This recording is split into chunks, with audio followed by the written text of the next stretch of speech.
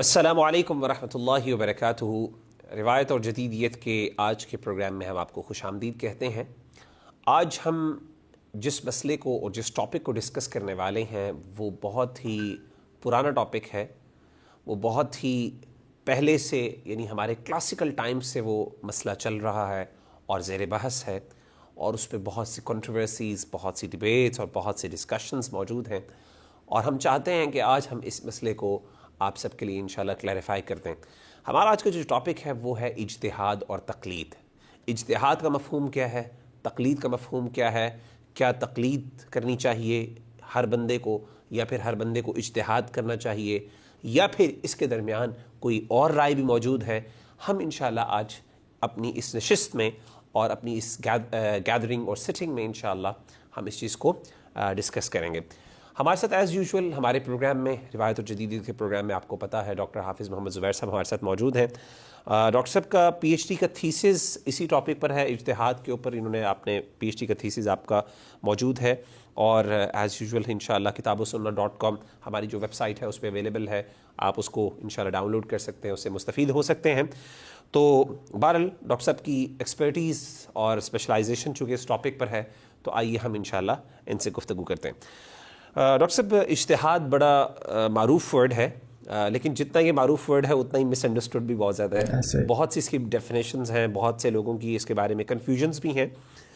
تو سب سے پہلے تو میں آپ سے یہ ریکویسٹ کرنا چاہوں گا کہ ایک تو ہمیں آسان اور سمپل الفاظ میں اجتہاد کے معنی کو بتا دیں کہ اس کے معنی کیا ہیں، اس کی میننگز کیا ہیں، اور ایسا میننگ جو ایک کامن بندہ بھی سمجھ لے۔ اور دوسری بات یہ ہے کہ کیا یہ میننگ صرف یعنی آپ کی انڈرسٹینڈنگ ہے، یا پھر کلاسیکل سکالرز میں کیا ڈفرینس تھا، یا ماڈرن لوگوں کے اندر بھی ڈفرینس ہے، یعنی اس میننگ کے اندر کوئی اختلاف بھی پایا جاتا ہے، جس طرح ہمیں عام طور پہ مختلف بکس میں نظر آتا ہے۔ کلاسیکل سکالرز میں اپنا نظر آتا ہے، ان کا اپنا رجحان ہے، آج کل کے جو سکالرز ہیں ان کے اندر اپنا رجحان ہے، وہ اس کی تعریف اور ڈیفینیشنز مختلف کرتے ہیں۔ تو اس کی وضاحت جزاک اللہ فرما دیجیے۔ بسم اللہ الرحمن الرحیم۔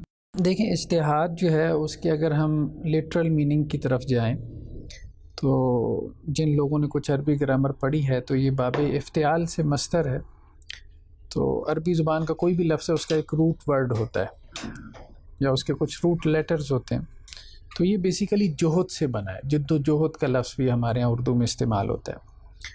تو اجتہاد کا مطلب ہے اہتمام کے ساتھ جد و جہد کرنا، اہتمام کے ساتھ محنت کرنا، ایفرٹ کرنا، کوشش کرنا، یا ایفرٹ کے بجائے زیادہ بہتر لفظ جو ہے اسٹرگل کا ہے۔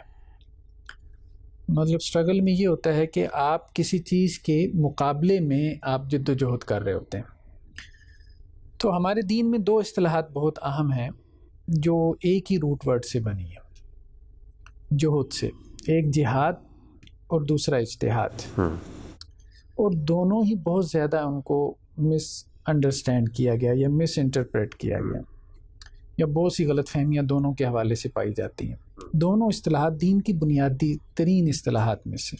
ٹھیک۔ جہاد بیسیکلی کہتے ہیں کہ دین کے سیاسی غلبے کے لیے، یعنی فزیکل اس کا جو غلبہ ہے اس کے لیے جو آپ محنت کرتے ہیں۔ ٹھیک ہے۔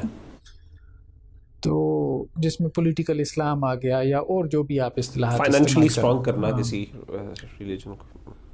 دوسرا جو اجتہاد ہے یہ بیسیکلی دین کے علمی غلبے کے لیے، انٹلیکچوئل اور علمی، علمی طور پہ دین کو غالب کرنے کے لیے جو بھی آپ کی یعنی اٹ موسٹ ایفرٹ ہے، اسٹرگل ہے، وہ اجتہاد کہلاتی ہے۔ یہ تو ہم اس کے لٹرل میننگ کی طرف جا رہے ہیں۔ اگر ہم اس کی ٹیکنیکل میننگ کی طرف آئیں، یعنی ایز اے ٹرم جو ہے اس کے کیا مطلب، اصطلاح کے طور پہ اس کے کیا معنی، تو جب ہم امام شافعی سے شروع ہوتے ہیں، کیونکہ امام شافعی مطلب پہلے بڑے فگر ہیں جنہوں نے اجتہاد کے حوالے سے گفتگو کی یا اجتہاد کو ڈیفائن کیا، اس کی ٹیکنیکل ڈیفینیشن ان کی کتاب الرسالہ میں ملتی ہے۔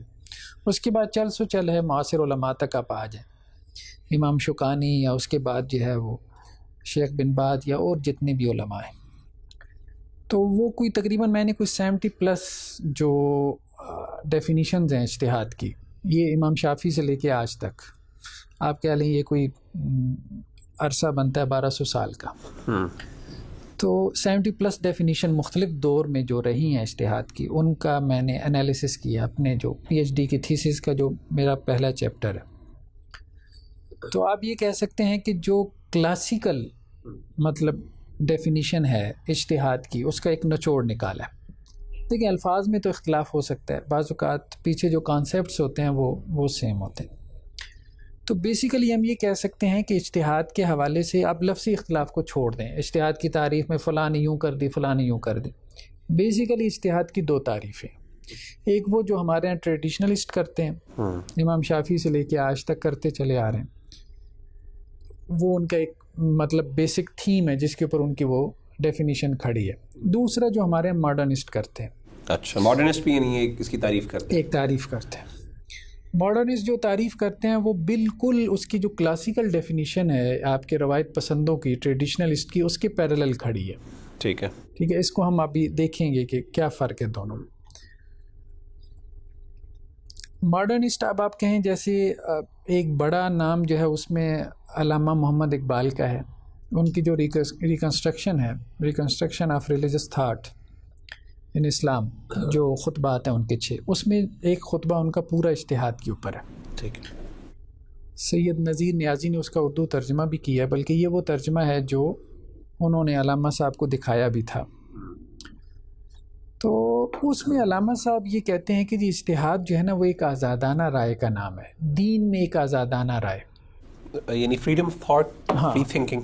فری تھنکنگ جو ہے آپ کی، جو آزادانہ رائے. آزادانہ مطلب آپ کس سے آزاد کرنا چاہتے ہیں؟ کتاب و سنت سے. ٹھیک ہے. اور پھر بہت آپ دیکھتے ہیں جب اجتہاد کا لیکچر آپ ریکنسٹرکشن میں دیکھتے ہیں تو اس میں علامہ جب اجتہاد کی مثالیں بیان کرتے ہیں تو وہ بہت خطرناک ہیں. اچھا. مثلا وہ کہتے ہیں کہ جی قرآن نے جو عورت کو وراثت میں آدھا حصہ دیا ہے جیسے بیٹی کو، تو یہ اس دور میں تھا جب کہ عورت کو وراثت میں حصہ ملتا ہی نہیں تھا. تو آج ہمیں اجتہاد کرتے ہوئے علماء کو چاہیے کہ عورت کا مرد کے برابر حصہ وراثت کے اندر مقرر کریں، یعنی بیٹی کا بیٹے کے برابر کریں. یعنی دین کے جو قطعی حکم ہیں ان میں بھی اجتہاد کریں. ہاں، ان میں بھی آپ اجتہاد کریں، ایون کہ قرآن کی. اسی طرح علامہ صاحب یہ کہتے ہیں کہ یہ جو سزا ہے کہ چوری کرنے پہ آپ ہاتھ کاٹ دیں، یہ اس دور میں تو چل سکتی تھی. آج کل کا زمانہ ایسا نہیں ہے کہ لوگ اس کو ایکسیپٹ کریں.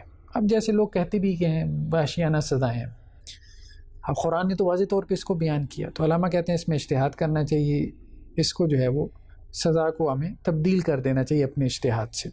اب آپ دیکھیں جو انہوں نے ڈیفینیشن کی ہے وہ صرف ڈیفینیشن نہیں ہے، اس ڈیفینیشن کی بنیاد پہ اجتہاد کا جو وہ کانسیپٹ بنا رہے ہیں، کنوٹیشنز جو اس کے ساتھ اٹیچڈ ہیں، تو وہ اس سے مطلب دین کے ہر حکم میں، ایون کہ قرآن میں بھی آپ اجتہاد کرتے ہیں.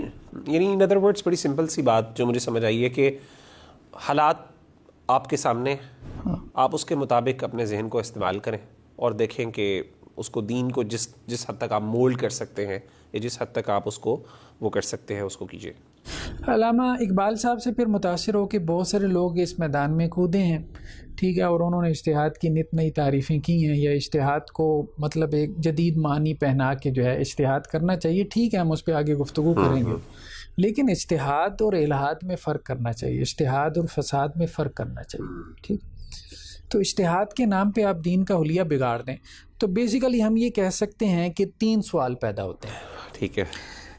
اجتہاد کیا شریعت پہ اضافے کا نام ہے، ایڈیشن ان شریعہ ہے، یا اجتہاد کیا شریعت کے نسخ کا نام ہے، کینسلیشن آف شریعہ ہے، یعنی شریعہ کا آپ کوئی حکم جو ہے وہ منسوخ ایبروگیٹ کر دیں، ایبروگیٹ کر دیں.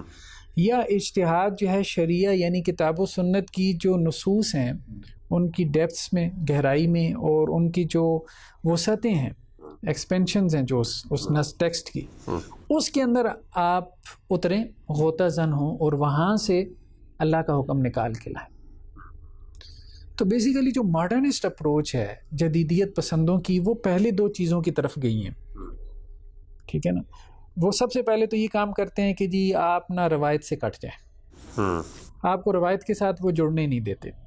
روایت سے مراد جو ہماری ایک کلاسیکل روایت ہے، ٹھیک ہے، فقہ کی روایت ہے، مجتہدین ہیں، فقہاء ہیں، محدثین ہیں، 1400 سال سے ایک علمی روایت چلی آ رہی ہے.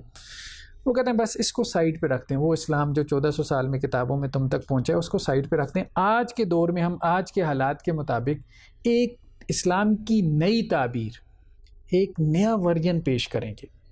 یعنی ری تھنکنگ ہوگی، شروع سے ہوگی. جیسے علامہ اقبال نے کہا نا ریکنسٹرکشن، اس پہ سید سلمان ندوی کا بہت شدید نقد آیا، وہ مالی غلام محمد کے نام سے معروف ہے. تو اگرچہ اس میں ڈبیٹ ہے کہ وہ ان کا ہے کہ نہیں، بہرحال لیکن وہ پبلش ہوا ہے. سید سلمان ندوی کہتے تھے یہ اصطلاح ریکنسٹرکشن کیا چیز ہے؟ کیا اسلام کی عمارت گر گئی ہے کہ آپ کو دوبارہ تعمیر کرنے کی ضرورت ہے؟ ہاں آپ یہ بات تو کہہ سکتے ہیں کہ جی اسلام کا جو قلعہ ہے کمزور پڑ گیا، اس کو کوئی چلیں ڈینٹنگ پینٹنگ کو مرمت کی ضرورت ہے، رینوویشن، ہاں رینوویشن کی ضرورت ہے. لیکن یہ کہنا کہ عمارت گر گئی آپ نئے سرے سے نئی عمارت کھڑی کریں گے، یہ جو تعبیر نو ہے یا اس کو تشکیل جدید بھی کہتے ہیں، ریکنسٹرکشن. تو ریکنسٹرکشن جو ہے یا تعبیر نو، یعنی آپ ری وزٹ کر رہے ہیں نا، تو ری تھنک کر رہے ہیں آپ. یہ ری تھنکنگ جو ہے نئے سرے سے اثر نو، پورے کے پورے اسلام کی نئی تعبیر، یہ ماڈرنسٹ اپروچ ہے. اب اس کے تحت وہ کیا کہتے ہیں، وہ اجتہاد کا جو کانسیپٹ پیش کرتے ہیں اس میں یا تو وہ دینی احکامات کو کیا کرتے ہیں، منسوخ قرار دے دیتے. اور منسوخ کرنے کا عام طور پہ کیا طریقہ ہوتا ہے کہ یہ تو عرب کے ساتھ خاص ہے. اچھا یہ چیزیں کیا ہیں، یہ تو عرب کلچر کے ساتھ خاص تھی. رجم کی سزا یہ اس دور کے ساتھ خاص ہے. ٹھیک ہے. اب دیکھیں غامدی صاحب بھی اسی اپروچ پہ کھڑے ہیں نا. ٹھیک ہے. بہت ساری چیزوں میں وہ کیا کہتے ہیں جی یہ اتمام حجت کا قانون ہے، اور رسول اللہ صلی اللہ علیہ وسلم نے جن لوگوں پہ اتمام حجت کیا تھا تو ان کے لیے یہ حکم کیا ہے، خاص ہے. تو اس طرح سے ہوتا کیا ہے، آپ جو اجتہاد کرتے ہیں، آپ دین کی جو تعبیر پیش کرتے ہیں، اس میں بہت ساری چیزیں کیا ہو جاتی ہیں، کینسل ہو جاتی ہیں، ہو جاتی ہیں. کیا دوسری صورت کیا ہے کہ دین میں اضافہ، کہ آپ دین میں اضافہ کرنا شروع کر دیتے ہیں اجتہاد کے نام پہ. تو یہ بھی چیز آپ کو دیکھنے میں ملتی ہے. جب آپ پچھلی چیزوں کو جو روایت میں چلی آ رہی ہیں آپ ان کو کینسل کر دیں گے تو اب الٹرنیٹ کے طور پہ جو چیزیں آپ دیں گے تو وہ کیا ہوگا، وہ ظاہر نہیں ہوگا. تو غلام احمد پرویز ہو گئے، سر سید احمد خان ہو گئے، جن پہ ہم نے مستقل طور پہ جو ایپیسوڈز بھی کیے ہیں. اسی طرح جو ہے مولانا وحید الدین خان صاحب ہو گئے، جاوید احمد غامدی صاحب ہو گئے. بہرحال یہ سارے لوگ ایسے ہیں، اور علامہ محمد اقبال بھی، جو کہ ماڈرنسٹ اپروچ کے اوپر کھڑے. ٹھیک ہے. اسی طرح مصر میں کچھ لوگ ہیں جن کے بارے میں ہم نے گفتگو کی تھی. ٹریڈیشنل اپروچ یہ نہیں ہے. ٹریڈیشنلسٹ جو اپروچ ہے وہ یہی ہے کہ جی کتاب و سنت میں اللہ کا حکم موجود ہے. ٹھیک ہے. قیامت تک آنے والے مسائل کا حکم کتاب و سنت کے ٹیکسٹ میں ہے. آپ نے ٹیکسٹ کو انالائز کرنا ہے، نص جسے وہ کہتے ہیں. ٹھیک ہے. اس کو آپ نے اس کی گہرائیوں میں آپ نے غوطہ زن ہونا ہے. جیسے سمندر کے پانی کی گہرائی ہوتی ہے نا، اسی طرح آپ نے ٹیکسٹ متن کی، ورڈ کی جو لفظ ہے اس کی گہرائی میں اترنا ہے. دیکھیں نا، اب آپ اصول فقہ میں ہم جب پڑھتے ہیں، جب لفظ کی بحث پڑھتے ہیں تو لفظ کو کس طرح سے کھنگالا ہے ہمارے کتنے ایسپیکٹس سے اس کو انہوں نے دیکھا ہے. ایون کہ اب آپ دیکھیں کہ انہوں نے 8 گریڈز بنا دیے. جب لفظ میں بحث آتی ہے نا کہ اس کے ظہور و خفا کے اعتبار سے، تو ایک لفظ وہ کہتے ہیں ایک لفظ کے اندر 8 تہیں ہوتی ہیں. ٹھیک ہے.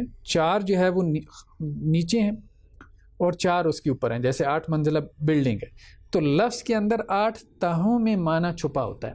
ہر تہ میں مجتہد اترتا ہے. یہ تو جب آپ اس کی ورٹیکل اس کی ڈائمنشن کی بات کر رہے ہیں نا. پھر اس کی ہاریزنٹل ڈائمنشن تو پھر ڈکشنری ہاریزنٹل ڈائمنشن میں جیسے اس کی دلالت کی بات سے آ جاتی ہے. ٹھیک ہے. اور اس کی بات سے آ جاتی ہیں. تو وہ اصول فقہ میں پھر اصولیین نے اس کو بہت گہرائی میں جا کے کہ گھومنا کیسے ہے. سارے اصول فقہ کا علم یہی ہے کہ کتاب و سنت کے لفظ میں آپ نے اس کی گہرائی میں کیسے اترنا ہے، اس کے اصول و ضوابط کیا ہیں، اس کی وسعتوں میں کیسے آپ نے دوڑیں لگانی ہیں، جہاں سے آپ نے وہ حکم نکال کے لانا ہے جو اللہ تعالیٰ کا حکم ہے، موجودہ حالات کے مطابق اس کو منطبق کرنا ہے. یعنی اس کی پوری جو میں سمجھا ہوں کلاسیکل اور ماڈرن جو آپ کی اپروچز ہیں، ماڈرنسٹ اپروچ بیسکلی آپ کو وہ ایز یوزول جو ماڈرنسٹ کرتے ہیں کہ آپ کی جو ٹریڈیشن ہے اسے کٹ آف کرتے ہیں. ٹریڈیشن کے اندر بہت سی ایسی چیزیں ہیں جو آپ ماڈرن ٹائمز میں اپلائی نہیں کر سکتے، اس کو ریموو کریں. جب آپ اس کو ریموو کریں گے تو وہاں پہ ایک خلا ہوگا. اس کو پر کرنے کے لیے ظاہر دے introduce new things as well, additions آتی ہیں. ان کی اپروچ یہ ہے. اور ہماری جو کلاسیکل ٹریڈیشن ہے وہ یہ کہتی ہے کہ قرآن اور سنت کے اندر ہی آپ غور کریں اور اسی میں سے ماڈرن جو مسائل ہیں اسی کی وسعتوں سے، اس کی گہرائی سے، ڈیپتھ سے، چاہے وہ ورٹیکل ہو چاہے وہ ہاریزونٹل ہو، اس میں سے آپ کسی مسئلے کو، جو مسئلے پیش آمد جو مسئلہ ہے اس کی سولوشن کو آپ نکالیں. ہاں، آپ اس کو آسان الفاظ میں یوں بھی سمجھیں، ماڈرنسٹ یہ کہتے ہیں کہ ہر مسئلے کا حل کتاب و سنت میں نہیں ہے. ٹھیک ہے. لیکن ہر مسئلے کا حل کتاب و سنت میں نہیں ہے. ایک بات تو وہ یہ کرتے ہیں. جب ہر مسئلے کا حل کتاب و سنت میں نہیں ہے، وہ کہتے ہیں دیکھیں جی بہت سارے جدید مسائل ہیں ان کا کتاب و سنت میں حل ہے ہی نہیں، تو آپ کیا کریں؟ آپ اجتہاد کریں. اب اجتہاد کا مطلب کیا ہے؟ کتاب یہاں پہ ہے، سنت یہاں پہ ہے، اب آپ ایک تیسری چیز لیں، اپنی عقل استعمال. اجتہاد ایک تھرڈ سورس بن گیا ہے، ایک تھرڈ سورس آف شریعہ ہے. ٹھیک ہے، کلاسیکل اپروچ میں اجتہاد کوئی تھرڈ سورس نہیں ہے شریعہ کا کہ جس میں سے آپ نے کوئی شرعی حکم نکالنا ہے. یعنی وہ یہ کہتے ہیں کہ اجتہاد بیسیکلی آپ کا ایک تھنکنگ پروسیس ہے نا. ٹھیک ہے، آپ چیزوں کو ریشنلائز کرتے ہیں، گویا کہ عقل آپ کا ایک سورس بن گیا، ایک سورس بن گئی ہے اللہ کا حکم معلوم کرنے کا. ٹھیک ہے، ایک تھرڈ سورس آ گیا نا. ٹریڈیشنلسٹ اپروچ یہ ہے روایت پسندوں کی، وہ یہ کہتے ہیں کہ بیسیکلی ہر مسئلے کا حل کتاب و سنت میں موجود ہے. اجتہاد کوئی تھرڈ سورس آف شریعہ نہیں ہے، وہ ٹول ہے نکالنے، مصدر نہیں ہے، ماخذ نہیں ہے، بلکہ وہ ایک ٹول ہے، ایک ذریعہ ہے جس کے ذریعے سے آپ کتاب و سنت میں سے کوئی حکم نکالیں گے. ڈاکٹر صاحب اس طرح تو پھر اجتہاد کے اندر یہ قیاس اور یہ ساری چیزیں جو ہیں جو ٹولز ہم یوز کرتے ہیں بیسیکلی یہ بھی تو ٹولز بن گئے. بالکل، تو یہ بھی اسی طرح یہ بھی ذرائع ہیں، اللہ کا حکم معلوم کرنے کے ذرائع ہیں، مینز ہیں، لیکن حکم قرآن اور سنت میں موجود، حکم کتاب و سنت میں موجود. تو یعنی ٹریڈیشنل اپروچ میں بڑا اچھا آپ نے ایک بتا دیا کہ ٹریڈیشنل اور ماڈرن اپروچ میں فرق یہ ہے کہ ایک تھرڈ سورس مانتے ہیں وہ شریعہ کا، لیکن کلاسیکل اپروچ میں سورس وہی ہے اجتہاد، اور یہ چیزیں سورس ہیں اس حکم کو ماننے میں. تو ڈاکٹر صاحب اس کی پھر لٹریری ڈیفینیشن جو آپ سمجھتے ہیں آپ کے انالیسس کے بعد 70 ڈیفینیشنس کے انالیسس کے بعد، what is the actual literary definition that is applied, جو کہ کلاسیکل ٹریڈیشن اسکالرس اور اب تک جو ٹریڈیشنل اپروچ پہ چل رہے ہیں ان کی کیا بنتی ہے پھر؟ اجتہاد کہتے ہیں کتاب و سنت کی وسعتوں اور گہرائیوں، دو لفظ ہیں. ٹھیک ہے، کتاب و سنت کی یعنی نصوص، یہاں یہ مراد کتاب و سنت کی نصوص کی وسعتوں اور گہرائیوں میں. نصوص کے ورڈ کو ذرا ایکسپلین کر دیں. نصوص یعنی ٹیکسٹ کو، ٹھیک ہے. تو کتاب و سنت، کتاب اللہ سے مراد قرآن مجید، سنت سے مراد کتب احادیث میں جو سنن رسول آ گئی ہیں. تو کتاب و سنت کی نصوص کی وسعتوں اور گہرائیوں میں، ٹھیک ہے، اتر کر شرعی حکم کو تلاش کرنا. اتر کر شرعی حکم کو. ڈاکٹر صاحب یہاں پہ شرعی حکم کون سے شرعی حکم؟ کیونکہ ہمارے پاس شرعی احکامات تو اللہ تعالیٰ دے رہے ہیں، تو کیا اس سے مراد وہ والے تلاش کرنا بھی اجتہاد ہے؟ مثلا قرآن و سنت میں اگر ہم مثال کے طور پہ روزے کے بارے میں کوئی حکم جاننا چاہتے ہیں، قرآن و سنت میں موجود ہے، تو یہ جو پروسیس ہے تلاش کرنے کا، یہ اجتہاد ہم کہلائیں گے؟ دیکھیں نا، کچھ احکامات جو ہے وہ کتاب و سنت میں واضح طور پہ موجود ہیں. ٹھیک ہے، آپ جب مطالعہ کرتے ہیں کتاب و سنت کا آپ کے سامنے آ جاتے ہیں. بالکل صحیح. الزانیۃ والزانی فجلدوا کل واحد منہما. ٹھیک ہے، کہ زانی مرد ہو عورت ہو، آپ ان میں سے ہر ایک کو کیا کریں؟ 100 جلدہ، 100 کوڑے ماریں. اب اس کے لیے اجتہاد کی ضرورت نہیں ہے. اجتہاد بیسیکلی جدید مسائل میں ہوتا ہے، وہ مسائل جن کا بظاہر حل ہمیں کتاب و سنت میں نظر نہیں آ رہا. مثال کے طور پہ یہ بڑا اہم نقطہ ہے، بالکل بظاہر ہمیں نہیں حل نظر آ رہا، پھر فقیہ اور مجتہد کیا کرتا ہے؟ کتاب و سنت کی نصوص میں اترتا ہے اور ان کا حل نکال کے لاتا ہے. اب اس کو ایک مثال سے سمجھیں. ہمارے ہاں جب جسے ہم سروگیسی کہتے ہیں، مطلب سروگیسی یہ ہے کہ جیسے انڈیا میں یہ بہت زیادہ ہے کہ کچھ مائیں جو ہے وہ اپنا بچہ پیدا نہیں کرنا چاہتی، مطلب فٹنس کے مسائل ہیں اور مسائل ہیں. ہاں جی بالکل ایسے. وہ کسی غریب عورت کو، ہاں جی جی، جیسے عام طور پہ کرتی ہیں جو فلم سٹارز ہیں یا اس طرح، تو وہ کسی غریب عورت کو کیا کرتی ہیں؟ کچھ پے کرتی ہیں، اور اس پے کرنے کے اگینسٹ کیا ہوتا ہے کہ وہ جو میاں بیوی ہیں ان کا جو نطفہ ہے وہ اس کے رحم میں رکھ دیا جاتا ہے. ٹھیک ہے، تو ایسی ماں کو سروگیٹ مدر کہتے ہیں، یعنی کرائے کی ماں ہے نا. آپ اس کو پے کر رہے ہیں کہ جی ہمارا بچہ پیدا کرے، تو وہ 8 ماہ 9 ماہ اپنے پیٹ میں رکھتی ہے، بچہ پیدا کر کے ان کو دے دیتی. پہلے تو اس حوالے سے کوئی قانون سازی نہیں تھی. جب مسائل پیدا ہوئی تو اب تو خیر لیجسلیشن بھی ہو گئی ہے بہت سارے ممالک میں، لیکن جب تک قانون سازی نہیں تھی تو کسی جو ہے وہ کورٹ میں یہ مسئلہ آیا، کسی مسلمان ملک کے کورٹ میں، کہ 2 میاں بیوی نے اسی طرح سے معاملہ کیا. ایک عورت کو کرائے پہ لیا، اس کو اس کے لیے پے کیا. 9 ماہ بعد اس عورت نے بچہ پیدا کیا تو اس نے کہا دوڑ جاؤ، میں نے بچہ نہیں دینا. بالکل صحیح. اب اس پہ جھگڑا جو ہے وہ کورٹ میں چلا گیا. اس نے کہا پیسے بھی تم لے لو، پیسے بھی. اب ظاہری بات ہے 9 ماہ اس نے بچہ اپنے پیٹ میں رکھا ہے، ایک تو اس کو ایک تعلق پیدا ہو گیا. اب اس پہ سوال یہ پیدا ہوا کورٹ میں قاضی صاحب کو کہ بچہ کس کا ہے؟ جن کا نطفہ ہے ان کا بچہ ہے یا جس نے اس کو پالا ہے یا جس نے اس کو پیدا کیا ہے. اچھا ٹھیک ہے, یعنی اس کا بچہ پال کے پیدا کیا. ٹھیک پال کے پیدا کیا. اب یوں کہہ لینا کہ زید کی زمین میں بکر نے بیج لگا دیا, پودا اگ گیا. اب یہ پودا کس کا ہے؟ اب یہ پودا کس کا ہے؟ زید کی زمین میں جو ہے وہ بکر نے فصل اگا دی. اب یہ بکر کا ہے یا پھر زید کا ہے؟ ہاں. اب یہ فصل جو ہے کیا جو ہے وہ یہ زید کی ہے یا بکر کی ہے؟ اہم سوال جی. تو بیج تو ظاہری بات ہے, نطفہ تو انہی کا ہے, میاں بیوی کا ہے, لیکن جس کی زمین ہے رہن, ٹھیک ہے, اس کا اس کے اوپر کتنا حق ہے؟ بالکل, بہت بڑے. اب یہ سوال جو ہے اب آپ بظاہر دیکھیں تو کتاب و سنت میں نہیں ہے اس کا حل. اچھا ماڈرنسٹ کیا کرے گا, وہ کہے گا جی کتاب و سنت اس بارے میں خاموش ہیں, اپنی عقل استعمال کرو. وہ کہے گا کتاب و سنت خاموش ہیں. اچھا یہ بہت خطرناک جملہ ہے کہ اس معاملے میں کتاب و سنت خاموش ہے. روایت پسند اپروچ یہ نہیں ہوتی. وہ کہتے ہیں کتاب و سنت کسی مسئلے میں بھی خاموش نہیں ہوتے. ٹھیک, بس آپ نے کتاب و سنت. تو اب اہل علم نے جب اس پہ غور کیا تو بعض اہل علم نے کہا کہ اس مسئلے کا جواب قرآن مجید کی ایک آیت میں ہے.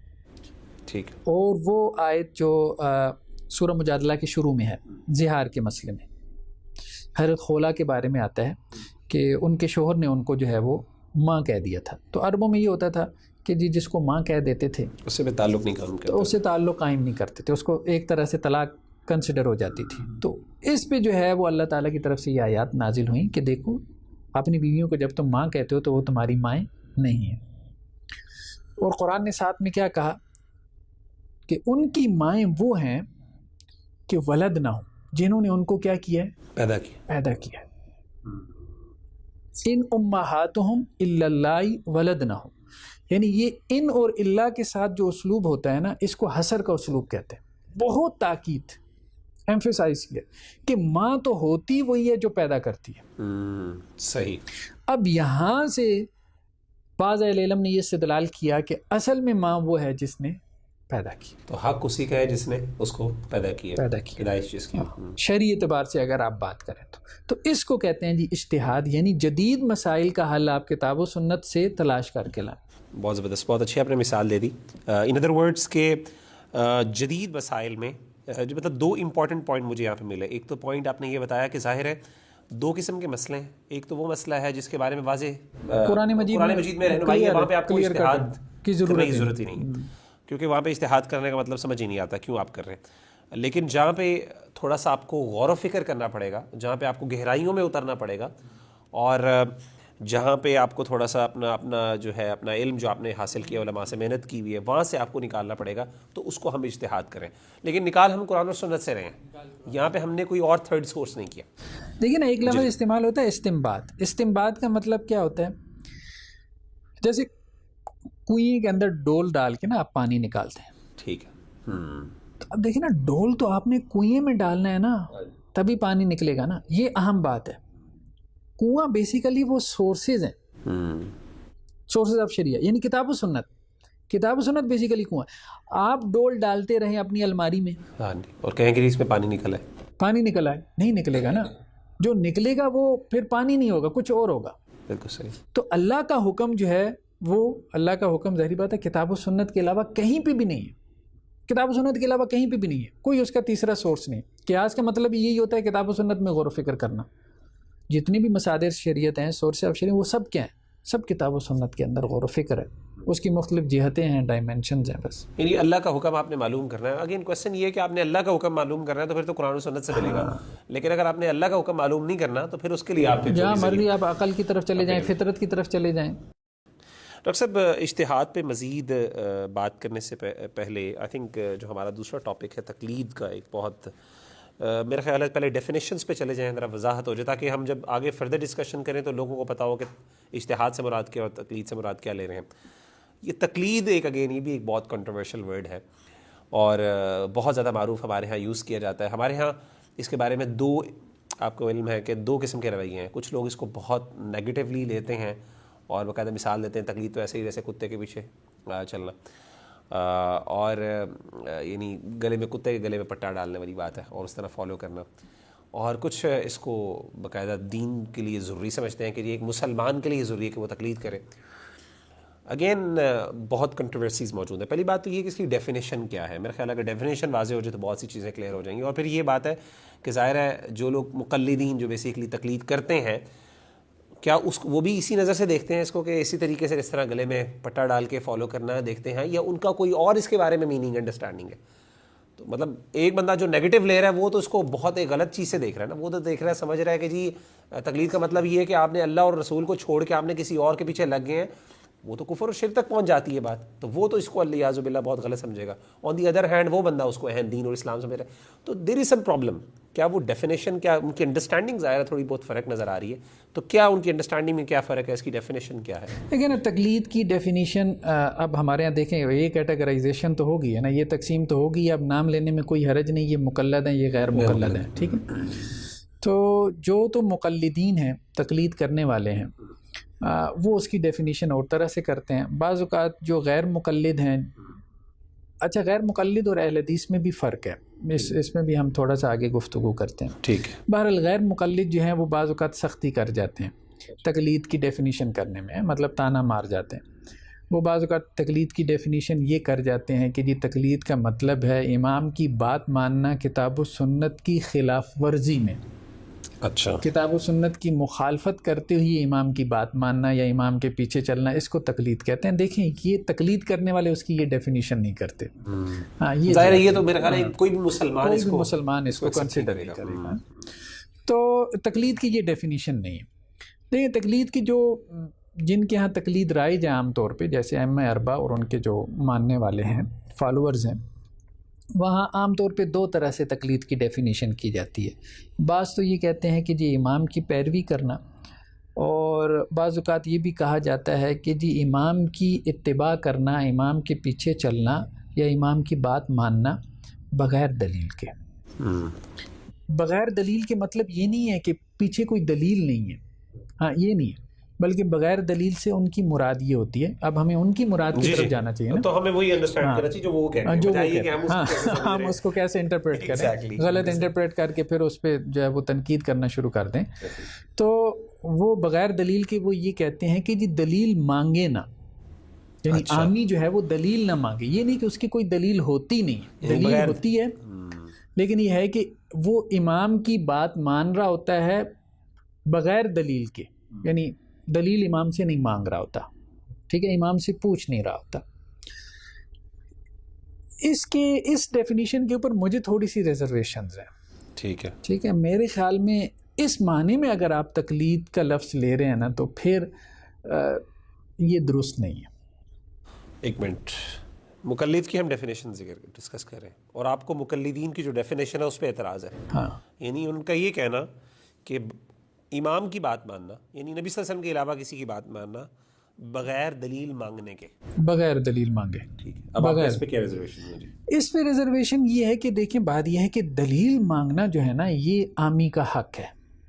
اچھا, ٹھیک ہے, آپ کو اس سے منع نہیں کرنا چاہیے بلکہ اس کو اپریشیٹ کرنا چاہیے. مطلب میں کئی ایسے پرسنلی کیسز جانتا ہوں ہمارے یہاں لاہور میں, کئی ایسے دارالافتاء ہیں, میں تو خیر حنفی مدارس میں بھی پڑھا ہوں, اہل حدیث کے مدرسے میں بھی پڑھا ہوں, تو وہاں وہ پسند نہیں کرتے مفتی حضرات کہ آپ ان سے دلیل مانگیں, کہ آپ ان سے مسئلہ پوچھیں اور پھر پوچھیں کہ جی دلیل کیا ہے, تو بعض اوقات وہ ڈانٹ دیتے ہیں. اچھا یہ رویہ جو ہے یہ درست نہیں ہے. اچھا اب یہ ہوا ہے کہ اہل حدیث کی جب دعوت پھیلی ہے, عام ہوئی ہے, اور اہل حدیث غیر مقلد آپ کہہ لیں یا جو بھی ہے بہر, لیکن غیر مقلد اور اہل حدیث میں تھوڑا سا فرق ہے. وہ آپ یوں کہہ لیں کہ جی ہر غیر مقلد جو ہے وہ اہل حدیث نہیں ہوتا. اچھا, ٹھیک ہے, جیسے آپ سر سید احمد خان غیر مقلد ہیں, لیکن وہ اہل حدیث نہیں ہیں. جاوید احمد غامدی جو ہیں وہ غیر مقلد ہیں. ٹھیک ہے, تو بہت سارے لوگ غیر مقلد ہیں, غلام احمد پرویز غیر مقلد ہے, ٹھیک ہے, لیکن وہ اہل حدیث نہیں. یہ غیر مقلد کہیں وہ ہمارے ماڈرنسٹ تو نہیں ہے جو کہ اجتہاد, غیر مقلد جو ہے نا یہ ایک عام اصطلاح ہے, لیکن اہل حدیث جو ہیں ٹریڈیشن کو مانتے ہی نہیں بالکل, ہر کسی جگہ بھی ٹریڈیشن کو قبول نہیں کرتے, ٹریڈیشن کو قبول نہیں کرتے, ماڈرنسٹ بن گئے قسم کے. اچھا چلو, تو ماڈرنسٹ بھی غیر مقلد ہیں کہنے کا مقصد یہ ہے, لیکن یہ ہے کہ اہل حدیث ماڈرنسٹ تو نہیں ہے. اہل حدیث تو ٹریڈیشن کو مانتے ہیں نا, محدثین کو مانتے ہیں, فقہاء کے احترام کے قائل ہیں. ٹھیک ہے. بالکل ٹھیک. اب دیکھیں نا اہل حدیث میں سے بہت بڑا نام ہے مولانا اسماعیل سلفی, تو وہ امام ابو حنیفہ رحمہ اللہ علیہ یا اور جو بڑے ائمہ ہیں ان کا بڑا قدر ان کا ذکر کرتے ہیں, اور کہتے ہیں کہ جو ان کو امام نہ سمجھے تو ہم اس کو اہل حدیث نہیں سمجھتے. ٹھیک. تو اسی طرح سے اہل حدیث کے بر صغیر پاک و ہند میں جو بہت بڑے مطلب عالم دین ہیں جنہیں شیخ الکل فی الکل کہتے ہیں, سید نذیر حسین دہلوی, آپ ان کا فتاویٰ دیکھیں, فتاویٰ نظیریہ, تو وہ کتاب و سنت سے دلیل دینے کے علاوہ فقہ حنفی کی کتابوں سے دلیل دیتے ہیں. مزے کی بات یہ. اچھا. ہاں مطلب وہ کوئی ریئیکشن میں نہیں ہے, احناف سے کوئی ریئیکشن میں نہیں ہے. حدیثوں کے بڑے علماء میں سے. ہاں بڑے علماء, مطلب جن سے آپ کہیں کہ اہل حدیثیت یہاں پہ شروع ہوتی ہے. اہل حدیث کے کسی عالم دین کی سند جو ہے وہ ان سے گزرے بغیر آپ کو نہیں ملے گی. اتنا بڑا نام ہے ان کا, اس لیے کہتے ہیں نا شیخ الکل فی الکل, ہر سبجیکٹ میں ہر ایک کے شیخ ہیں. زبردست. ہر ایک کے شیخ ہیں, شیخ الکل, ہر ایک کے شیخ فی الکل, ہر علم میں, ہر فن میں. تو کہنے کا مقصد یہ ہے کہ اہل حدیث علماء جو ہمارے ہاں بڑے ہیں ان کے آپ فتاویٰ دیکھیں تو وہ کبھی اس قسم کا خار نہیں رکھتے ائمہ سے, اور ائمہ کا بہت عزت اور احترام کرنے والے ہیں. ٹھیک ہے. صرف ان کا اختلاف یہ ہے کہ ائمہ کے اقوال کو کتاب و سنت پہ پیش کرو, کتاب و سنت کو ائمہ کے اقوال پہ پیش نہ کرو. وہ صرف یہ اہل حدیثوں کی بات کر رہے ہیں. یہ اہل حدیث کی فکری. یعنی ڈاکٹر صاحب آپ کا پھر ڈیفینیشن اگین وہی بات ہے کہ یہ دو ڈفرینٹ اسپیکٹرمز ہیں. وہ جو آپ نے بات کی کتاب و سنت کے خلاف کسی کی بات ماننا, وہ تو دیکھیں نا, ہم اس ڈیفینیشن کو تو ہم کہہ رہے ہیں سائڈ پہ کریں. وہ تو ڈیفینیشن وہ بھی نہیں کہتے کہ جی ہم اس کے قائل ہیں. ٹھیک ہے. ایک اصطلاح بعض اہل علم نے استعمال کی, اتباع کی. اتباع کا مطلب بھی ہے کسی امام کی بات ماننا, کسی عالم دین کی بات ماننا. ٹھیک ہے. لیکن اتباع کا مطلب یہ کیا جاتا ہے کہ جی آپ امام کی بات مانیں, عالم دین کی بات مانیں, لیکن اس سے دلیل پوچھ لیں. اچھا, اس پہ وہ لوگ یہ سوال کھڑا کرتے ہیں کہ جی اس سے فائدہ کیا ہوگا, عامی کو تو دلیل سمجھ نہیں آتی.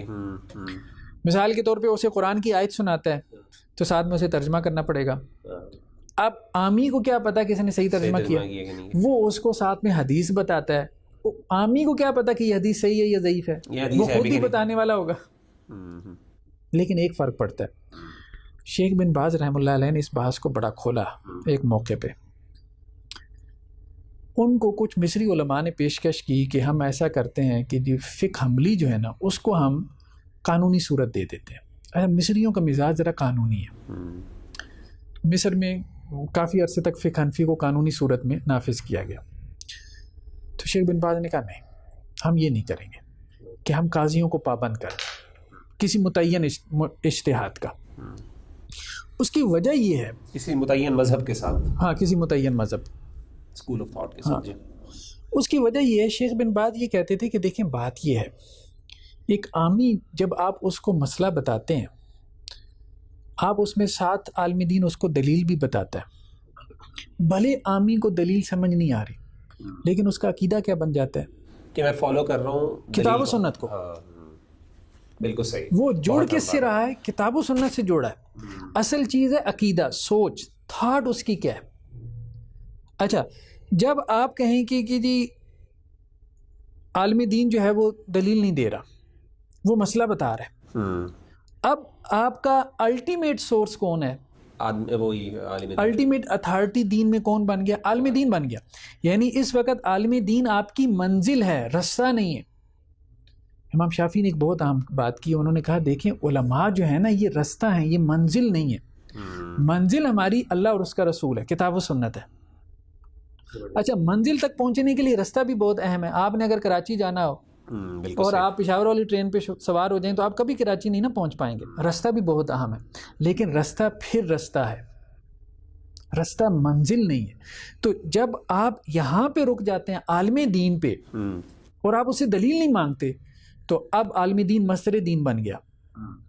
اللہ اور اس کا رسول یہ نہیں چاہتے کہ یہ عالم دین پہ کھڑا ہو جائے. اللہ اور اس کا رسول چاہتے ہیں کہ یہ عالم دین کو ذریعہ بنا کے ہم تک پہنچے. عیسائیت میں یہی ہوا ہے نا, پپائیت اسی کو کہتے ہیں نا, کہ جو پادری تھا وہ کیا بن گیا, وہ مصدر دین بن گیا. تو رات تک انہوں نے پہنچنے نہیں دیا. تو رات کیا ہے, وہ بس جی جو پادری کہہ رہا ہے بس وہی تو رات ہے, وہی اللہ کی کتاب ہے. وہاں تک بریک ہو گیا نا, رستہ ختم. تو گویا کہ آپ علماء سے لوگوں کو مطلب علماء سے کیوں جوڑیں؟ علماء سے جوڑیں کس لیے جوڑیں؟ کہ کتاب و سنت تک لوگ پہنچ جائیں، اللہ اور اس کے رسول سے جڑ جائیں۔ علماء ایک واسطہ بنے اللہ اور اس کے رسول سے جوڑنے کا، نہ کہ خود ہی جو ہے وہ اللہ اور اس کے رسول کی جگہ لے لیں۔ اور آئی تھنک اس پہ علماء کی بھی ایک رسپانسبلٹی مزید بڑھ جاتی ہے، اور ان کو بھی ان پر بھی ایک دباؤ ہوتا ہے کہ ایک عوام الناس میں بھی میں اپنی مرضی سے کوئی بات نہیں کر سکتا، I have to quote something. اور ظاہر ہے وہ جب کوئی بات کر رہا ہوگا وہ یہ نہیں ہو سکتا کہ وہ کوئی جان کے کوئی ایسی حدیث، ویسے بہت کم ہی ایسا ہوگا کہ وہ کوئی ایسی حدیث بیان کرے جو کوئی ایگزسٹ نہ کر رہی ہو اور حدیث بنا کے اس کو مس گائڈ کر دے۔ تو I think it's a great responsibility on the scholar as well کہ یار مجھے جو ہے بات کرنی ہے۔ لیکن اب دیکھیں اہل حدیث کے پریشر میں کہیں یا کسی بھی وجہ سے کہیں، اب یہ اچھی ریت ہے، اس کو اپریشیٹ کرنا چاہیے کہ احناف کے علماء بھی یا جن کو مقلد کہا جاتا ہے وہ بھی جو ہے وہ اب اپنے فتاویٰ میں دلیل کا ذکر کرتے ہیں، مطلب اہتمام کرتے ہیں اس کا، اور نہ صحیح کبھی کتاب و سنت سے ذکر کر دیتے ہیں، کبھی اپنے فتاویٰ کی کتب سے، ٹھیک ہے جی فتاویٰ شامیہ میں یہ لکھا ہوا ہے، فتاویٰ عالمگیری میں یہ لکھا ہوا ہے، یہ کم از کم ہمارے سے بڑے عالم نے یہ کہا، تو وہ وہاں سے ذکر کر دیتے ہیں، لیکن بہرحال وہ اس کو ذکر کتاب و سنت کے دلائل بھی آ جاتے ہیں۔ مطلب اب یہ ٹرینڈ بڑھ رہا ہے، بہت کم لوگ ہیں اب جو منہ پہ کہہ دیتے ہیں کہ جی دلیل مانگنی ہے تو کسی اور کے پاس چلے جاؤ، لیکن اب آج کی دنیا میں ایسے لوگ سروائیو نہیں کر پائیں گے، بالکل صحیح، نہیں آگے چل پائیں گے، ممکن نہیں ہے۔ تو علماء نے اپنا جو ہے یہ ٹرینڈ بدلا ہے اور ان کو بدلنا چاہیے، اور ٹھیک ہے آپ اپنے مسلک کے مطابق فتویٰ دیتے ہیں، آپ دیں، ٹھیک ہے، ہمیں کیا اس سے اختلاف ہے؟ اگر آپ کے مسئلہ کی بنیاد کتاب و سنت پہ ہے تو کتاب و سنت کی دلیل بھائی ذکر کر دیں آپ عامی کے سامنے، اس کو کتاب و سنت سے جوڑیں۔ ڈاکٹر صاحب اس میں دو سوال پیدا ہوتے ہیں۔ پہلا سوال تو میرا یہ پیدا ہوتا ہے اس پہ، یعنی میرے ذہن میں آتا ہے، وہ یہ ہے کہ تقلید کے لیے پھر کیا پہلی بات ہے کہ جیسے آپ کہہ رہے ہیں کہ اتباع کا ایک لفظ استعمال ہوا، اور آپ نے کہا شیخ بن باز کی یہ جو رائے ہے یہ بہت انہوں نے بات بڑی گہری کی، اور ظاہر ہے اس کا فائدہ تو بڑا ایک پازیٹیو اس کی سمجھ آتی ہے، ریزنیبل بات ہے۔ سوال یہ کہ یہ لفظ تقلید کا پھر ایک عام شخص کے لیے جو کہ اپنے امام سے پوچھ رہا ہے یا اپنے مسجد کے کسی امام سے پوچھ رہا ہے ایک بات اور اس کو دلیل نہ بھی سمجھ آ رہی ہو، کیا ہم اس کے لیے یہ لفظ تقلید استعمال کر سکتے ہیں یا نہیں؟ یا ہم کہیں گے یہ لفظ تقلید کی ڈیفینیشن کے ہی خلاف ہے، یا ہمیں ادھر اتباع کرنا چاہیے؟ کیونکہ میں نے دیکھا ہے کچھ بہت سے اسکالرز کہتے ہیں کہ جی ٹھیک ہے، مطلب ایون عرب علماء کی بھی بات یہ بڑی معروف ہے، کئی ایسے کہتے ہیں کہ جی ایک عامی تو تقلید ہی کرے گا، تو تقلید کا ورڈ وہ بہت کامنلی یوز کرتے ہیں۔ تو سوال کی وجہ کیا وہ تقلید کو اتباع کے معنی میں ہی لے رہے ہوتے ہیں، اور وہ کیا یعنی کیا ورڈ یہ سمجھ نہیں آتی کہ کیا ایک عامی بندہ بڑا کنفیوز ہو جاتا ہے اس معاملے میں؟ دیکھیے اصل بات یہ ہے کہ ہمارے ہاں بھی مطلب احناف کے ریئیکشن میں کچھ مسائل پیدا ہوئی ہے، اس میں احناف کا بھی کردار ہے، ظاہری بات ہے انہوں نے بھی بڑا ہونے کا ثبوت نہیں دیا، ٹھیک ہے، تو ریئیکشن کے بدلے میں ریئیکشن پھر پیدا ہوتا ہے۔ تو ہمارے ہاں تقلید کے لفظ ہی ایک چڑ پیدا ہو گئی، حالانکہ ابن تیمیہ وغیرہ کو بھی آپ پڑھیں جو سلفی اسکول میں، اسکول آف تھاٹ میں ایک بہت بڑا جن کو اہل حدیث فالو کرتے ہیں، ان کے ائمہ جو ہے بہت بڑا ان کا مقام ہے، مرتبہ ہے، تو وہ بھی تقلید کا لفظ استعمال کرتے ہیں، عام استعمال کرتے ہیں، اور یہی کہتے ہیں کہ جی عامی جو ہے وہ تقلید کرے گا، لیکن ان کی تقلید سے مراد وہی اتباع والا معنی ہی ہوتا ہے، ٹھیک ہے، تو وہ اتباع والے معنی میں استعمال کرتے ہیں۔ تو تقلید کا لفظ میرے خیال میں استعمال کرنے میں حرج نہیں ہے، لیکن اہم چیز یہ ہے کہ اس کو اتباع کے معنی میں استعمال کریں۔ یعنی دیکھیں قرآن نے یہ تو واضح کہا ہے فَاسْأَلُوا أَهْلَ الذِّكْرِ إِن كُنتُمْ لَا تَعْلَمُونَ، یا تم عالم دین ہو یا تم عامی ہو، کوئی تیسری سچویشن نہیں ہے۔ اگر تم عامی ہو تو تمہیں عالم دین سے مسئلہ پوچھنا ہے، بالکل ٹھیک ہے، ٹھیک ہے۔ اب دیکھیں نا اہل حدیث میں بھی کیا ہوتا ہے، عامی کیا کر رہا ہے، کتاب و سنت کھول کے کوئی عمل کر رہا ہے، وہ اہل حدیث علماء سے مسئلے پوچھ رہے ہیں نا، ایسے ہی ہے نا۔ تو یہی ہونا چاہیے، مطلب ہر آدمی اہل حدیث میں بھی مجتہد نہیں ہے، اور نہ ہی اہل حدیث علماء یہ کہتے ہیں کہ ہر آدمی جو ہے وہ مجتہد بن کے جو ہے وہ مسئلے اخذ کرنا شروع کرتے ہیں۔ وہ بھی یہی کہتے ہیں کہ آپ ان علماء کی طرف رجوع کریں جو آپ کو مسئلہ بتاتے ہوئے کیا کرتے ہیں، کتاب و سنت کی دلیل بھی دیتے ہیں، ٹھیک، اور آپ دلیل کے اوپر عمل کریں۔ تو یہی ٹرینڈ ہے، یہی رجحان ہے، میرے خیال میں اس رجحان کو جو ہے وہ رواج دینا چاہیے کہ جی عوام الناس جو ہے وہ علماء سے پوچھ کے چلیں، اور جب علماء سے پوچھیں تو ان سے دلیل بھی پوچھ لیا کریں، بھلے ان کو سمجھ میں آتی ہے نہیں آتی، اس سے کیا ہوگا، وہ کتاب و سنت سے جڑیں گے، وہ اللہ اور اس کے رسول سے جڑیں گے، اور ان کے ذہن میں یہ عقیدہ ہوگا کہ جی وہ اللہ اور اس کے رسول کو فالو کر رہے ہیں، باقی درمیان والا اگر ڈنڈی مار رہا ہے اللہ کے ہاں وہ جواب دے ہوگا۔ اور دوسری بات یہ کہ ہر بندے کا لیول آف انڈرسٹینڈنگ ڈفرینٹ ہوتی ہے، ہو سکتا ہے کہ اگر مثال کے طور پہ آپ سے میں کوئی مسئلہ پوچھتا ہوں اور آپ اس کو دلیل آپ مجھے بیان کر رہے ہیں، ہو سکتا ہے میں اس کا 20% سمجھ لوں، کوئی اور بندہ اس کا 50-60%، کیونکہ مطالعہ بھی بڑا فرق ہوتا ہے، تو ڈپینڈنگ اپان دیس تو ضروری نہیں ہے کہ ہر بندہ بالکل سارے ایک ہی لیول پہ کھڑے ہیں. ڈاکٹر صاحب عام طور پہ جو خاص طور پہ تقلید کو بہت زیادہ پروپیگیٹ کرتے ہیں اسکولز آف تھاٹ, وہ عام طور پہ کہتے ہیں کہ جی تقلید ایک عامی کو کرنی ضروری ہے. ٹھیک ہے, ان کی لاجک سمجھ آتی ہے کہ آبویسلی آپ جس طرح کہ آپ نے بتایا کہ آپ نے قرآن بھی کہتا ہے کہ اہل الذکر سے پوچھو, علماء سے پوچھو, اگر نہیں پتہ آپ کو الٹیمیٹلی مجبوراً آپ اس کو جتنا مرضی لاجیکلی ڈینائی کرتے رہو, لیکن الٹیمیٹلی عملی طور پہ صورت یہی ہوتی ہے کہ آپ کو عالم کے پاس جانا پڑتا ہے. اور مزے کی بات یہ ہے کہ عالم بھی بعض اوقات اپنے بڑے عالم کے پاس جاتا ہے, بڑے عالم سے مسئلے پوچھ رہا ہوتا ہے. وہ کہتے ہیں کہ جی اجتہاد جو ہے, مجتہد جو ہے وہ تقلید نہیں کرے گا. مطلب ان کی اگر میں بات کروں تو وہ کہتے ہیں کہ عامی اور مجتہد میں وہ ایک فرق کرتے ہیں. وہ کہتے ہیں مجتہد وہ اجتہاد, وہی باری بات ہے اجتہاد کرنے والا, وہ ہم نے پہلے بات کی, جو بڑی وسعتوں میں اتر سکتا ہے, گہرائیوں میں جو ہے نا جاتا ہے, اور وہ نئے مسئلے کو اخذ کر سکتا ہے. تو اب وہ کہتے ہیں کہ جی تقلید تو کرنی. اب بڑا عجیب بات یہ نظر آتی ہے کہ وہ اپنے جن اسکالرس کی بات کرتے ہیں وہ تو کئی سو ہزار سال پہلے پرانے اسکالرس, امام ابو حنیفہ فار ایگزامپل, یہ امام شافعی, یہ مالکی جو بھی ہیں, وہ ان کو کہتے ہیں. درمیان میں اتنے اسکالرز آئے, وہ سب انہی کو فالو کرتے ہیں, اور کئی اتنے بڑے بڑے اسکالرز ہوتے ہیں. تو وہ کہتے ہیں جی مجتہد جو ہے نا وہ اس کی تقلید, وہ تقلید نہیں کر سکتا, باقی کو تقلید کرے. اب سوال یہ کہ مجتہد جو ہے یہ کیا کوئی ایسا فگر ہے جو کہ, یعنی مجھے سمجھ آتی کہ ان کے اندر کیا ایسی چیز تھی جو کہ عام بندے میں نہیں آتی. یہ آج کل کے اسکالرس کیا مجتہد نہیں بن سکتے؟ ہاں یہ بہت اہم کہ مجتہد کی کوئی ایسی کنڈیشنز کوئی ہیں ایسی جو ایسی ہوں کہ جی وہ اللہ کے رسول کے ٹائم کے قریب ترین ہو, 100 سال کے اندر ہو, 200 سال کے, بس دیٹس اٹ. آج کل کا بندہ مجتہد نہیں بن سکتا. تو اس مجتہد جی ٹرم استعمال نہیں. ہمارے یہاں اجتہاد کی جو اصطلاح ہے نا, دیکھیں ایک تو لوگوں نے اس کو بہت ہلکا کر دیا, کچھ لوگوں نے, ٹھیک ہے, جو ماڈرنسٹ طبقہ تھا انہوں نے تو سمجھے یوں کر دیا نا جیسے کوئی مجتہد ماڈل پبلک اسکول کھول لیں آپ, اور اس میں بچے کو جو ہے وہ میڈل پاس بچے کو بھی آپ مجتہد کی ڈگری دے دیں. وہاں تو یہ صورتحال نظر آتی ہے. دوسری طرف ہمارے ہاں جو روایت پسند طبقہ ہے نا, اس نے اس کو اتنا رگڑا لگایا اور اس کو اتنی بھاری بھرکم اصطلاح بنا دیا, اور اس کی اتنی شرائط اپنی طرف سے لگا کے جو دین سے ثابت نہیں ہے, سیدھی سی بات. اچھا, آپ کی اصول فقہ کی کتابوں میں بھی جو مجتہد کی شرائط ہیں نا بہت زیادہ, ہاں وہ مطلب اگر آپ اس کا خلاصہ نکالیں تو وہ 5-7 ہیں, اور اگر آپ ان کے اوپر غور کریں تو وہ عام طور پہ ہمارے ہاں پائی جاتی ہے. اچھا, مثال کے طور پہ مجتہد کی شرائط میں کیا ہے کہ جی عربی کا علم ہو, اس کو مناسب سا عربی کا, مطلب یہ نہیں کہ نحو میں کوئی امام سیبویہ ہو اور جو ہے وہ صرف میں کوئی فرا کے درجے کا امام ہو, نہیں, مطلب مناسب اس کو کتاب و سنت کو انڈرسٹینڈ کر سکتا ہو, اتنی عربی اس کو آتی ہے کہ اس کی گہرائی اور اس میں تک اتر سکتا ہو. ہاں اس کی وسعت, ہاں عربی اس کی اچھی ہو. باقی دیکھیں غلطیاں تو کس سے نہیں ہوتی.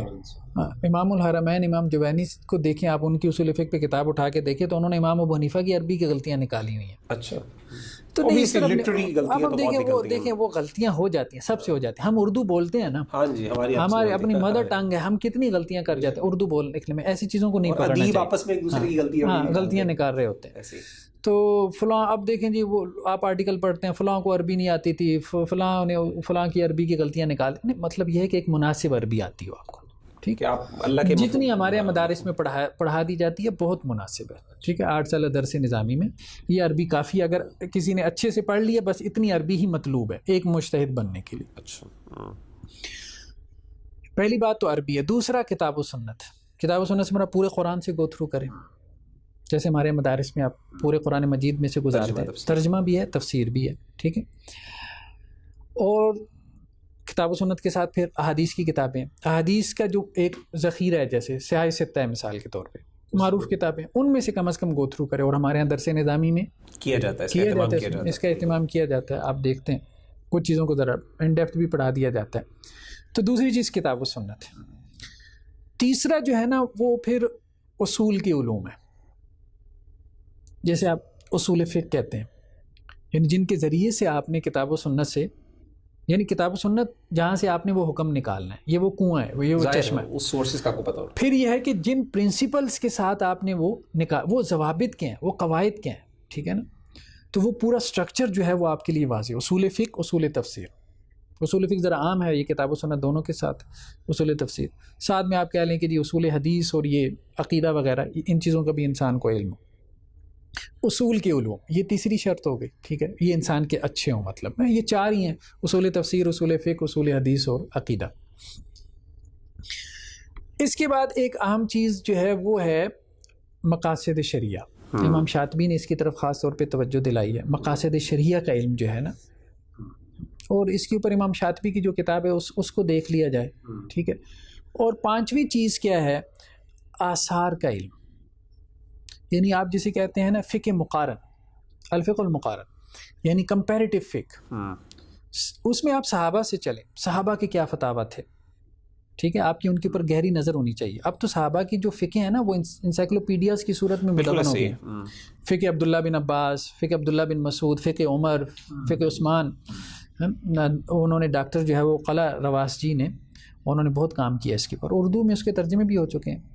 پھر جو ہے وہ تابعین کی جو فقہی آراء ہیں، پھر اس کے بعد ائمہ جو ہیں، خاص طور پہ ائمہ اربعہ، امام ابو حنیفہ، امام مالک، امام شافعی، امام احمد، پھر ان کے علاوہ بھی ہیں، یہ بیسیکلی تو 13-14 تھے نا، چار کی فقہیں زیادہ پھیل گئیں، بالکل صحیح، اوزاعی وغیرہ، ہاں اوزاعی، اور اسی طرح امام لیث بن سعد ہیں، اور اسی طرح سے جو اسحاق بن راہویہ ہیں، تو ان کی فقہیں۔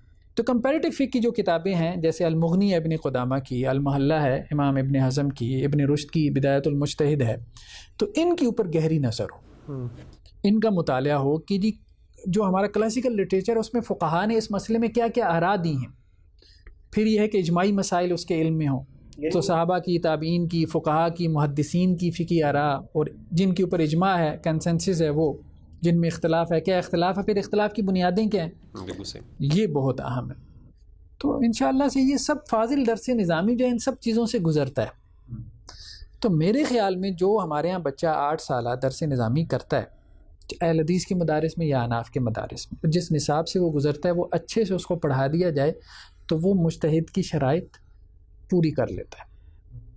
اور اس میں ڈاکٹر صاحب مجھے میرا خیال ہے اس سے یہ بھی ایک مسئلہ بڑا آرام سے حل ہو جاتا ہے۔ ہمارے ہاں عام طور پہ یہ علماء سے بڑا سوال کیا جاتا ہے کہ ایک طالب علم، امی تو چلو ہم نے بات کر دی کہ وہ فالو کرے گا، اتباع کرے گا، اگر ہم اس کے لیے ورڈ تقلید یوز کریں اتباع، وہ ایک علیحدہ سوال ہے۔ طالب علم کرنا چاہیے کہ نہیں ایک عالم؟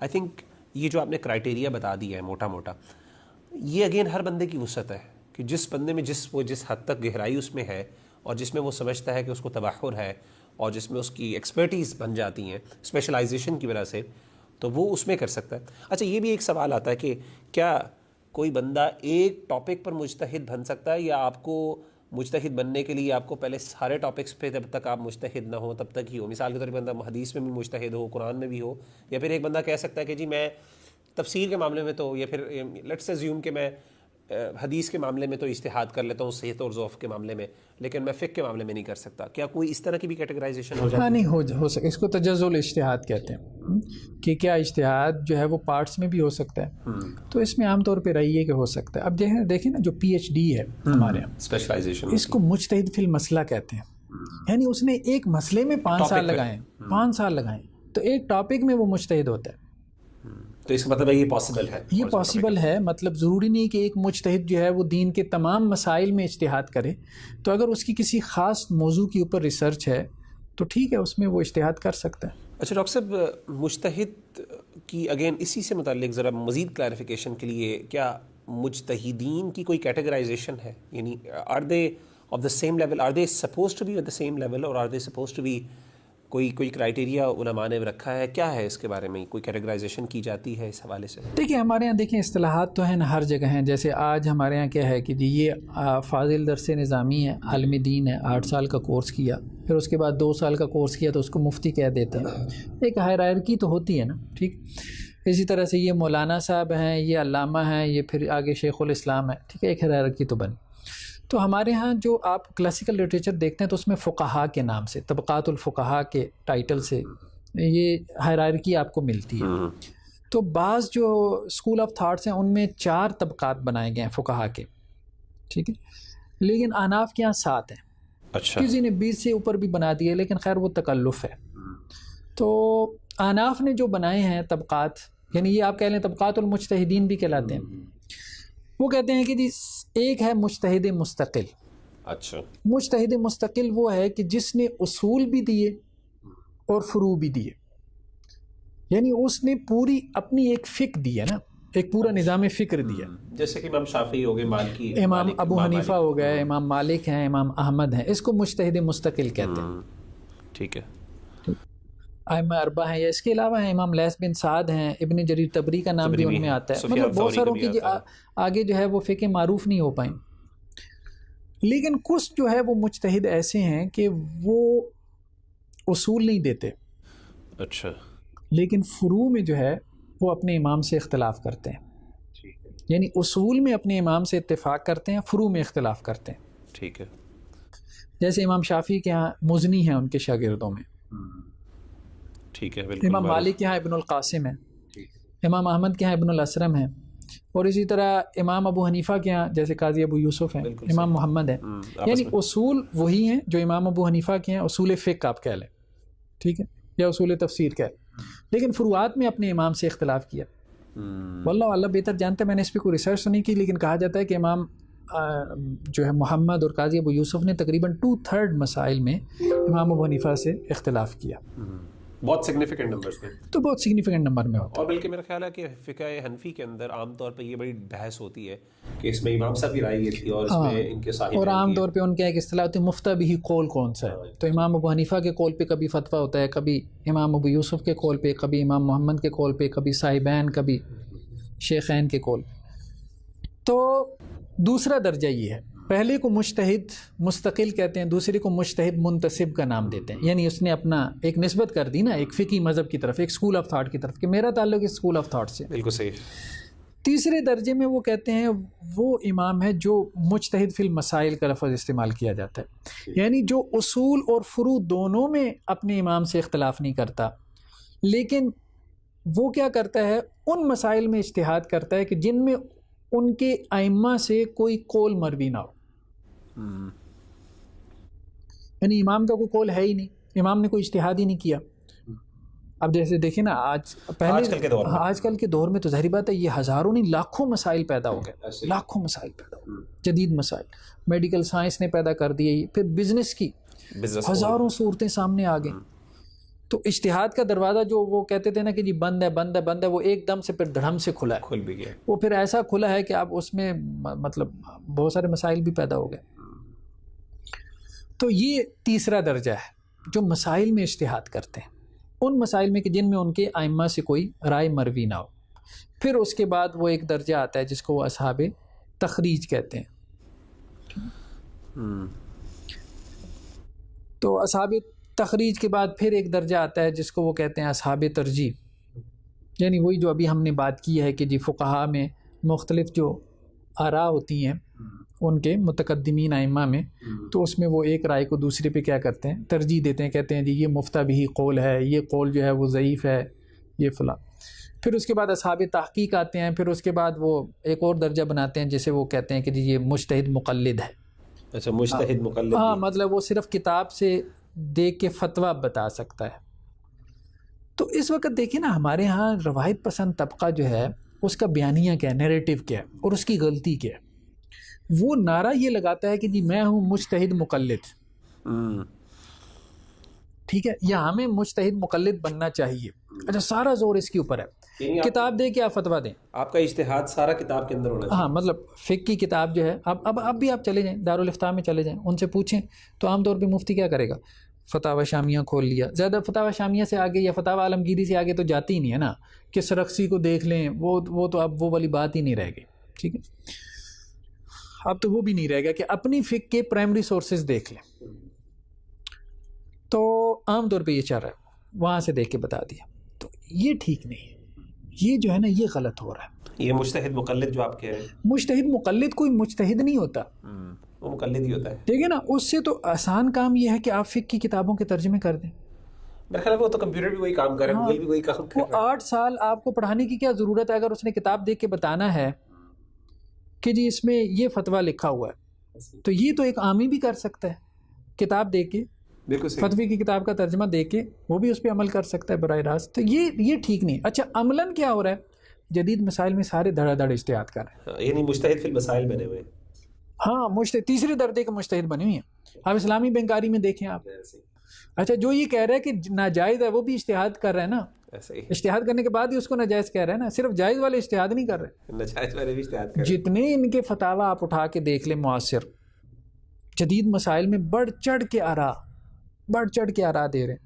تو ڈاکٹر صاحب پھر یہ ان کا یہ جو کلیم ہے, جو ان کا نیریٹو تھا کہ اجتہاد کا دروازہ بند ہو گیا ہے اور آج کل کے دور میں اجتہاد نہیں ہو سکتا, تو میرا خیال ہے عملی طور پہ چاہے جتنا عملی طور پہ وہ ممکن نہیں رہا نا, پاسبل نہیں رہا. اب اس کے بعد نیریٹو کچھ سمجھدار لوگوں نے بدل لیا, انہوں نے کہا جی قدیم مسائل میں نہیں ہو سکتا, جدید میں ہو سکتا ہے. ٹھیک. اچھا لیکن اس میں جو ہے نا بات یہ ہے کہ یہ بھی ٹھیک نہیں ہے, یہ بھی درست نہیں ہے رویہ, ہماری نظر میں یہ درست نہیں ہے. اچھا. اس میں علامہ کرزاوی نے ایک اصطلاح استعمال کیا اور بہت اچھی ہے. جب انہوں نے اجتہاد کو کیٹیگرائز کیا نا, انہوں نے کہا دیکھو دو قسم کے اجتہاد کی ضرورت ہے. اچھا ایک بات تو واضح ہے نا, ہم یہ کہہ رہے ہیں کہ عوام الناس کیا کریں گے, اتباع کریں گے. اگر آپ تقلید کا لفظ بھی استعمال کرتے ہیں تو کم از کم مجھے کوئی جھگڑا نہیں ہے, بس یہ ہے کہ آپ اپنے عالم دین سے دلیل پوچھ لیں, علماء کو فالو کریں. کوئی سینٹرلائزیشن ہونی چاہیے, ٹھیک ہے نا, سوسائٹی کے اندر. اگر آپ علماء کی مرکزیت ختم کر دیں گے نا تو پھر قیاس و نظارتی پھیلے گی, انتشار پھیلے گا. ہر آدمی مجتہد بنا بیٹھا ہوگا نا تو پھر جیسے بنے ہوئے پھر آج کل یوٹیوب چینل والے ہمارے سامنے ہیں بہت سارے, وہ ہر بندہ آتا ہے قسم سے فیس بک پہ وہ مطلب عجیب و غریب قسم کی شلی چھوڑ دیتا ہے. ہم نے پچھلی دفعہ ڈسکس کیے تھے کچھ مسائل, انجینئرز بھی ہیں, کچھ بیٹھے ہوئے انجینئرز بھی ہیں, ڈاکٹرز بھی ہیں, ہاں ریٹائرڈ ہیں. تو یہ اس طرح سے نہیں, اس طرح سے نہیں. تو مرکزیت قائم رہنی چاہیے. ہم یہ کہتے ہیں کہ جی عوام جو ہے وہ اتباع کریں گے اور علماء اجتہاد کریں گے. اچھا انہوں نے علماء کو بھی تقلید پہ لگا دیا, ماڈرن اس طبقے نے کیا کیا, عوام کو بھی اجتہاد پہ لگا دیا. ٹریڈیشنلسٹ جو طبقہ تھا اس نے علماء کو بھی تقلید پہ لگا دیا. یہ دو انتہایں ہیں, یہ دو ایکسٹریمز ہیں. معتدل رویہ کیا ہے کہ عوام الناس اتباع کریں اور علماء اجتہاد کریں. اور علماء جو اجتہاد کریں گے اس پہ ڈاکٹر یوسف کرزاوی کی کتاب ہے بہت اچھی اجتہاد پہ. انہوں نے کہا دو قسم کا اجتہاد کریں گے. ایک وہ جسے وہ اجتہاد انشائی کہتے ہیں, یعنی تخلیقی اجتہاد, نیا اجتہاد. اور یہ تو سب کر رہے ہیں, میں نے آپ کو بتایا, شافعی, حنبلی, مالکی, کیا جدید مسائل میں فتاوی نہیں دے رہے, ساری دے رہے ہیں, ساری اجتہاد کر رہے ہیں. ٹھیک ہے, وہ تو ساری کر رہے ہیں. اب اس کے لیے ان کی اجتہاد کی کیا شرائط ساری پوری ہیں, تو پوری ہیں تو تبھی تو کر رہے ہیں, پھر تو تمہارا فتویٰ ہی ویلڈ نہیں ہے.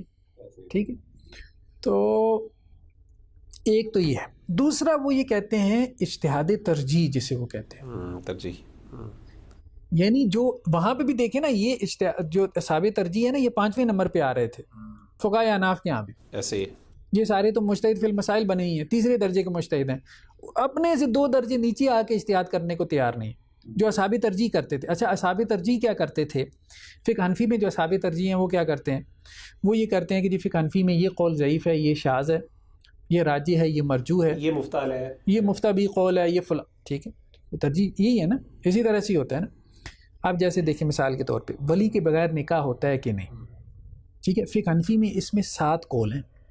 اچھا ٹھیک ہے, 3 قاضی ابو یوسف سے ہیں, مطلقاً ہو جاتا ہے. ایک یہ ہے کہ مطلقاً نہیں ہوتا, اور ایک یہ ہے کہ کنڈیشنل ہے. 2 امام ابو حنیفہ سے ہیں, 2 کا امام محمد سے ہیں, 7 قول ہو گئے. اب سوال یہ پیدا ہوا کہ اب کون سا قول, ایک قول پہ فتویٰ ہوگا نا, ایک قول پہ فتویٰ ہوگا نا, تو وہ مفتبی قول کیسے بنتا ہے. اچھا مثال کے طور پہ اب یہ پتہ چل گیا کہ قاضی ابو یوسف سے 3 قول ہیں. قاضی ابو یوسف کا آخری قول کون سا ہے. اب ذرا سائنس دیکھیں. قاضی ابو یوسف کا آخری قول طے کرنے کے لیے امام سرخسی نے کہا کہ قاضی ابو یوسف کا آخری قول یہ ہے کہ ولی کے بغیر نکاح ہو جاتا ہے. اچھا, امام طحاوی جو خود بڑا فگر ہے, ٹھیک ہے, احناف کے بہت بڑے ائمہ میں سے, امام سرخسی سے بھی جو ہے وہ بڑا نام ہے, وہ یہ کہتے ہیں کہ قاضی ابو یوسف کا آخری قول یہ ہے کہ ولی کے بغیر نکاح نہیں ہوتا. ان کے آپس میں اس میں بھی اختلاف ہو گیا, اس میں بھی اختلاف ہو گیا, اصحاب ترجیح میں اختلاف ہو گیا. ٹھیک ہے, دونوں اصحاب ترجیح میں سے ہیں. اب نیچے آ کے ایک بندہ جو ہے پھر ایک ترجیح قائم کرتا ہے ان دونوں میں کہ سرخسی صحیح کہہ رہے ہیں یا طحاوی صحیح کہہ رہے ہیں. کہتے ہیں سرخسی ٹھیک کہہ رہے ہیں. تو اصل میں اب آپ دیکھیں تو وہ کس کی فقہ پہ عمل ہو رہا ہے الٹیمیٹلی؟ تو بندے وہی عالم جو آخر میں فتویٰ دینے والا ہے وہی اسی کی فقہ چل رہی ہے. تو اصل ہاں، اور وہ فتاوی شامیہ میں جیسے اب عام طور پہ کیا فتاوی شامی دیکھ لیں جی، بس فتاوی شامی آپ دیکھ لیں، اس سے اوپر لوگ جاتے ہی نہیں. تو یہ اس طرح سے ہم یہ کہتے ہیں، دیکھیں بات یہ، ہم یہ نہیں کہتے، ہماری اپروچ ماڈرنسٹوں والی نہیں ہے، نہ اہل حدیث کا یہ موقف ہے کہ جی آپ روایت سے کٹ جائیں. اہل حدیث کا جو سٹینڈرڈ موقف ہے وہ کیا ہے؟ وہ یہ کہتے ہیں کہ تمام فقہیں فقہ اسلامی کی شاخیں ہیں. فقہ اسلامی ایک درخت کی طرح ہے. فقہ مالکی ہو، فقہ حنبلی ہو، فقہ شافعی ہو، فقہ حنفی ہو، سب ہماری فقہیں ہیں. صحابہ کی آراؤں، تابعین کی آراؤں، تبع تابعین کی فقہی آراؤں، سب ہماری شاخیں. ہم نے سب کا مطالعہ کرنا ہے. جو کام احناف نے کیا ہے اپنی فقہ میں، یا جو شوافی نے اپنی فقہ میں کیا ہے، سب نے کیا اس طرح سے. آپ دیکھتے ہیں نا امام شافعی کا قدیم قول، جدید قول. امام احمد سے 2 روایتیں عام طور پہ، امام اس مسئلے میں امام احمد سے 2 روایتیں. اب کون سی روایت جو ہے اس کو آپ نے راجع قرار دینا ہے، ٹھیک ہے.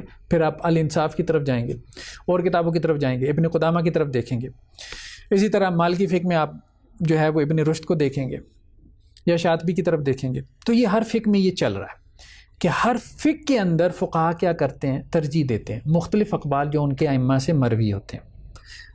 ہمارا اسٹینڈرڈ موقف یہ ہے کہ ہمیں تمام فقہوں کو فقہ اسلامی سمجھتے ہوئے ان میں ترجیح قائم کرنی چاہیے. لیکن یہ ترجیح ایک عامی قائم نہیں کرے گا، یہ ایک عالم دین کرے گا جو فاضل درس نظامی ہے، جس نے 8 سال لگائے ہیں، اور 8 سال برائے نام نہیں لگائے. مطلب جو 8 سال میں جو نصاب ہے اس کو صحیح طرح سے اس نے مطلب اس سے گو تھرو کیا، اس کو سمجھا، اس کو انڈرسٹینڈ کیا، اور انشاءاللہ سے وہ پھر اصحاب ترجیح میں سے وہ ترجیحی اجتہاد کرے گا. یعنی قدیم مسائل میں وہ ترجیحی اجتہاد کرے گا، اور نئے مسائل میں انشائی اجتہاد کرے گا، اور یہ عالم دین کرے گا. عامی اس عالم دین کی کیا کرے گا؟ اتباع کرے گا. یعنی اگر میں اس پورے کا خلاصہ نکالوں تو اجتہاد کا دروازہ کیا بند ہو گیا کہ کھلا ہوا ہے؟ تو آپ نے کہا اس میں 2 چیزیں ہیں. اجتہاد کا دروازہ کھلا ہے. اب فرق آگے ڈسکشن آتی ہے قدیم اور جدید مسائل میں. جدید مسائل میں تو آبویسلی اس میں تو میرا خیال ہے کوئی بندہ بھی نہیں کہہ سکتا کہ اس میں آپ اجتہاد نہیں کریں گے. You have to do it. اس کے بغیر کوئی چارہ ہی نہیں ہے. قدیم مسائل میں بھی ترجیحی جو اجتہاد ہے وہ بھی قائم ہے. اور آئی تھنک کمپیریٹیو اسٹڈی کرنے والے جو اہل حدیث بھی اپنے آپ کو چونکہ فقہ المقارن کے ساتھ وابستہ کرتے ہیں، تو کمپیریٹیو اسٹڈی جو بھی بندہ کرے گا کسی بھی لیول پہ جا کے، الٹیمیٹلی اس کو ساروں کو اسٹڈی کرنا پڑے گا اور ایک ترجیح قائم کرنی پڑے گی کہ what is the preferred opinion, اور وہ بھی ظاہر ہے دلیل کی بیسس پہ ہوگا. لیکن یہ ہے کہ اس میں ایک بات ضرور کہتا ہوں، عام طور پہ اہل حدیث جب مجھ سے رابطہ کرتے ہیں، یا بعض احناف بھی، اور وہ عوام الناس میں سے ہوتے ہیں، وہ کہتے ہیں کہ جی اب ظاہری بات ہے، دیکھیں کتابوں کے تراجم ہو چکے، تفاسیر کے، احادیث کی کتابوں کے، ایون کہ فقہ کی کتابوں کے. وہ کہتے ہیں جی ہم مختلف فقہا کے اقوال یا فتاوی میں ترجیح قائم کر سکتے ہیں. تو میں انہیں منع کر دیتا ہوں. میں کہتا ہوں آپ کا کام ہے عالم دین کو، آپ کسی ایسے عالم دین کو پکڑ لیں جو ترجیح قائم کرتا ہو، جو ترجیح قائم کرتا ہو، لیکن آپ نے یہ کام نہیں کرنا. بہت بہت اہم بات. وہی بات آپ نے کہہ دی ہے نا کہ ترجیح موقف ایک عالم دین کہے گا، عالم دین کرے گا، ایک عامی نہیں کرے گا، ایک عامی نہیں کرے گا. ڈاکٹر صاحب اسی سے متعلق ایک سوال، پھر تھوڑا سا ایک ریئیکشن بھی پیدا ہوتا ہے اور ایک سوال پیدا ہوتا ہے کہ کیا کتاب و سنت کا کوئی بندہ اگر براہ راست مطالعہ کرنا چاہیے؟ ہمارا ایک اسلامک ہیریٹیج ہے پورا، ایک بہت بڑا، جیسے آپ نے بتایا کہ فقہ الاسلامی پوری ایک ہیریٹیج ہے ہمارا. ایک کیا ایک عام آدمی کیا اس کا پھر مطالعہ نہیں کر سکتا؟ کیا وہ اس کو مطالعہ کرنے سے کیا گمراہ ہو جائے گا؟ یا پھر کہ نہیں، یہ ایک بہت بڑا کامن سوال ہے. اور بعض کو کچھ لوگ اوپنلی کہتے ہیں، اس ایکسٹریم پہ بھی چلے جاتے ہیں اور کہتے ہیں کہ جی قرآن و سنت کا براہ راست مطالعہ نہ کرو، اور کوئی 14-15 آپ کو علوم آنے چاہیے تبھی آپ اس کا مطالعہ کریں. تو اگین وٹ از دی اعتدال، وٹ از دی، ہم بیلنس کہاں پہ کریٹ کر رہے ہیں یہاں پہ؟ دیکھیے بات یہ ہے کہ اس وقت نا یہ فکر تو اب چند ایک لوگوں تک محدود رہ گئی ہے جو خواہ مخواہ کا شور مچا رہے ہیں کہ جی کتاب و سنت کا مطالعہ نہ کریں. حنفی، شافی، مالکی، حنبلی، یا آپ مسالک کے اوپر آ جائیں، بریلوی، دیوبندی، اہل حدیث، اہل تشیع، سب نے اردو میں تراجم کیے ہیں قرآن مجید کے. ٹھیک ہے، وہ تراجم کس لیے کیے ہیں؟ سوال. سب نے تفسیریں لکھی ہیں. کس کے لیے لکھی ہیں؟ علماء کے لیے. علماء کو تو عربی آتی تھی، عوام الناس کے لیے. تو گویا اب یہ کنسنسس ہو گیا ہے تمام فقہوں اور تمام مسالک کے اہل علم کا کہ جی عوام الناس کو آپ نے کتاب و سنت کے ساتھ جوڑنا ہے. لیکن دیکھیں کتاب و سنت کے ساتھ جوڑنے کے 2 لیول ہیں، ایک تذکر اور ایک تدبر. اس کو سمجھنے کی ضرورت ہے. ٹھیک ہے نا. عوام الناس نے کتاب و سنت کے ساتھ جوڑنا ہے تذکر کے لیول پہ, کتاب و سنت ان کے لیے واضح و نصیحت بن جائے. بالکل صحیح. دیکھیں نا قرآن مجید میں حد جن لوگوں نے آیات نکالی ہیں وہ کہ جن میں کوئی شرعی حکم بیان ہوا تو وہ 172 کے قریب, میکسیمم چلے جائیں تو 200 پہ چلے جائیں گے. احکام القرآن کی جو ہیں آپ دیکھ لیں, تفاسیر اٹھا کے دیکھ لیں. اب قرآن مجید کی اگر 6232 آیات ہیں, ٹھیک ہے, ان میں سے 200 آیات آپ کہہ لیں میکسیمم, یا 232 کا لیں, احکام سے متعلق ہیں, باقی 6000 تو واضح و نصیحت ہے.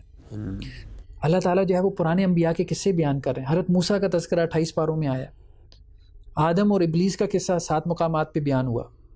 ٹھیک ہے, اب یہ سب اللہ نے کس لیے بیان کیا؟ پچھلی قوموں کے اوپر عذاب کے واقعات, یہ نصیحت کے لیے. تو قرآن مجید اکثر و بیشتر کیا ہے؟ واضح و نصیحت ہے. ٹھیک ہے, آپ کو سیدھا رکھنے کے لیے. اسی طرح احادیث کی بھی ایسے ذخیرے آپ کو مل جاتے ہیں. ریاض الصالحین سب کے سب اخلاقیات سے متعلق احادیث ہیں. ٹھیک ہے, کتاب الایمان ہے, کتاب العلم ہے, علم کی فضیلت بیان ہو رہی ہے, ایمان کے بارے میں بات ہے, کتاب الفتن ہے. تو احادیث میں بھی اب آپ دیکھ لیں, احادیث میں اگرچہ قرآن کی نسبت زیادہ احکامات بیان ہوئی ہیں سنن میں, لیکن پھر بھی احادیث کل کا کل احکامات کا مجموعہ تو نہیں ہے. تو عوام الناس کو جوڑنا ہے کتاب و سنت کے ساتھ. تراجم جو ہے وہ علماء نے انہی کے لیے کی ہیں. ترجمہ قرآن کا بھی مطالعہ کرنا ہے, تفسیر کا بھی مطالعہ کرنا ہے, احادیث کی شروحات کا بھی اور اردو تراجم کا بھی.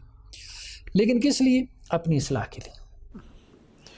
ڈاکٹر صاحب یہاں پہ بڑی اچھی آپ نے بات کر دی. ایک سوال پھر پیدا ہوتا ہے کہ کیا ہم سورس آف گائیڈ, یہ بندہ بہرحال قرآن و سنت پڑھ رہا ہے, تذکر کر رہا ہے, تو چلیں آپ نے کہا کہ قرآن مجید کا زیادہ حصہ جو ہے وہ تذکر پر ہے, ریمائنڈر اور نصیحت پہ ہے, وہ خود اس سے فائدہ اٹھا رہے ہیں, کیا وہ آگے لوگوں کو فائدہ آپ کے خیال میں نہیں دینا چاہیے اس کو؟ کیا وہ کسی بھی لیول پر, کسی بھی مقام پر وہ ایک گائیڈ کے طور پہ یا سورس آف گائیڈ نہیں بن سکتا؟ کیا وہ علماء کسی اپنے حد تک ہی, کیا دوسروں کو اس کی رہنمائی نہیں کر سکتا؟ کیونکہ آپ دیکھیں کہ اس ٹائم حالات یہ جو بنے ہوئے ہیں کہ قرآن مجید کے باقاعدہ سینٹرز قائم ہیں پورے, اور اس میں شارٹ کورسز کروائے جا رہے ہیں, بلکہ ایون کئی سالہ, 1 سالہ کورس, 2 سالہ کورس, اس کے اندر لوگ قرآن و سنت بیسک پڑھتے ہیں, بعد میں دروس بھی دیتے ہیں.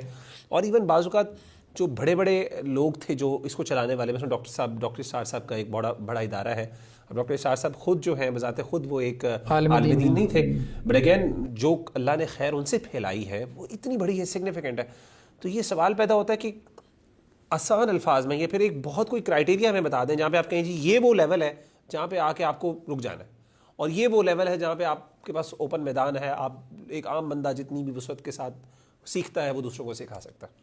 دیکھیں فہم قرآن کی یہ جو موو چلی ہے, جیسے آپ یوں بھی کہہ سکتے ہیں بیک ٹو دی اسکرپچر, کچھ لوگوں نے اس پہ بہت تنقید کی ہے, لیکن یہ بہت اس کو اپریشیٹ کرنا چاہیے. لوگ کتاب و سنت سے جوڑیں, اس کو اپریشیٹ کریں, اس سے بڑی کوئی خیر کوئی نہیں ہے. کتاب و سنت سے کاٹ کے آپ ویڈیو کے حوالے کر دیں لوگوں کو, نہیں, یہ نہیں. لیکن لوگ کتاب و سنت سے جڑیں علماء کے ذریعے, اور دیکھیں علماء کے ذریعے جوڑیں.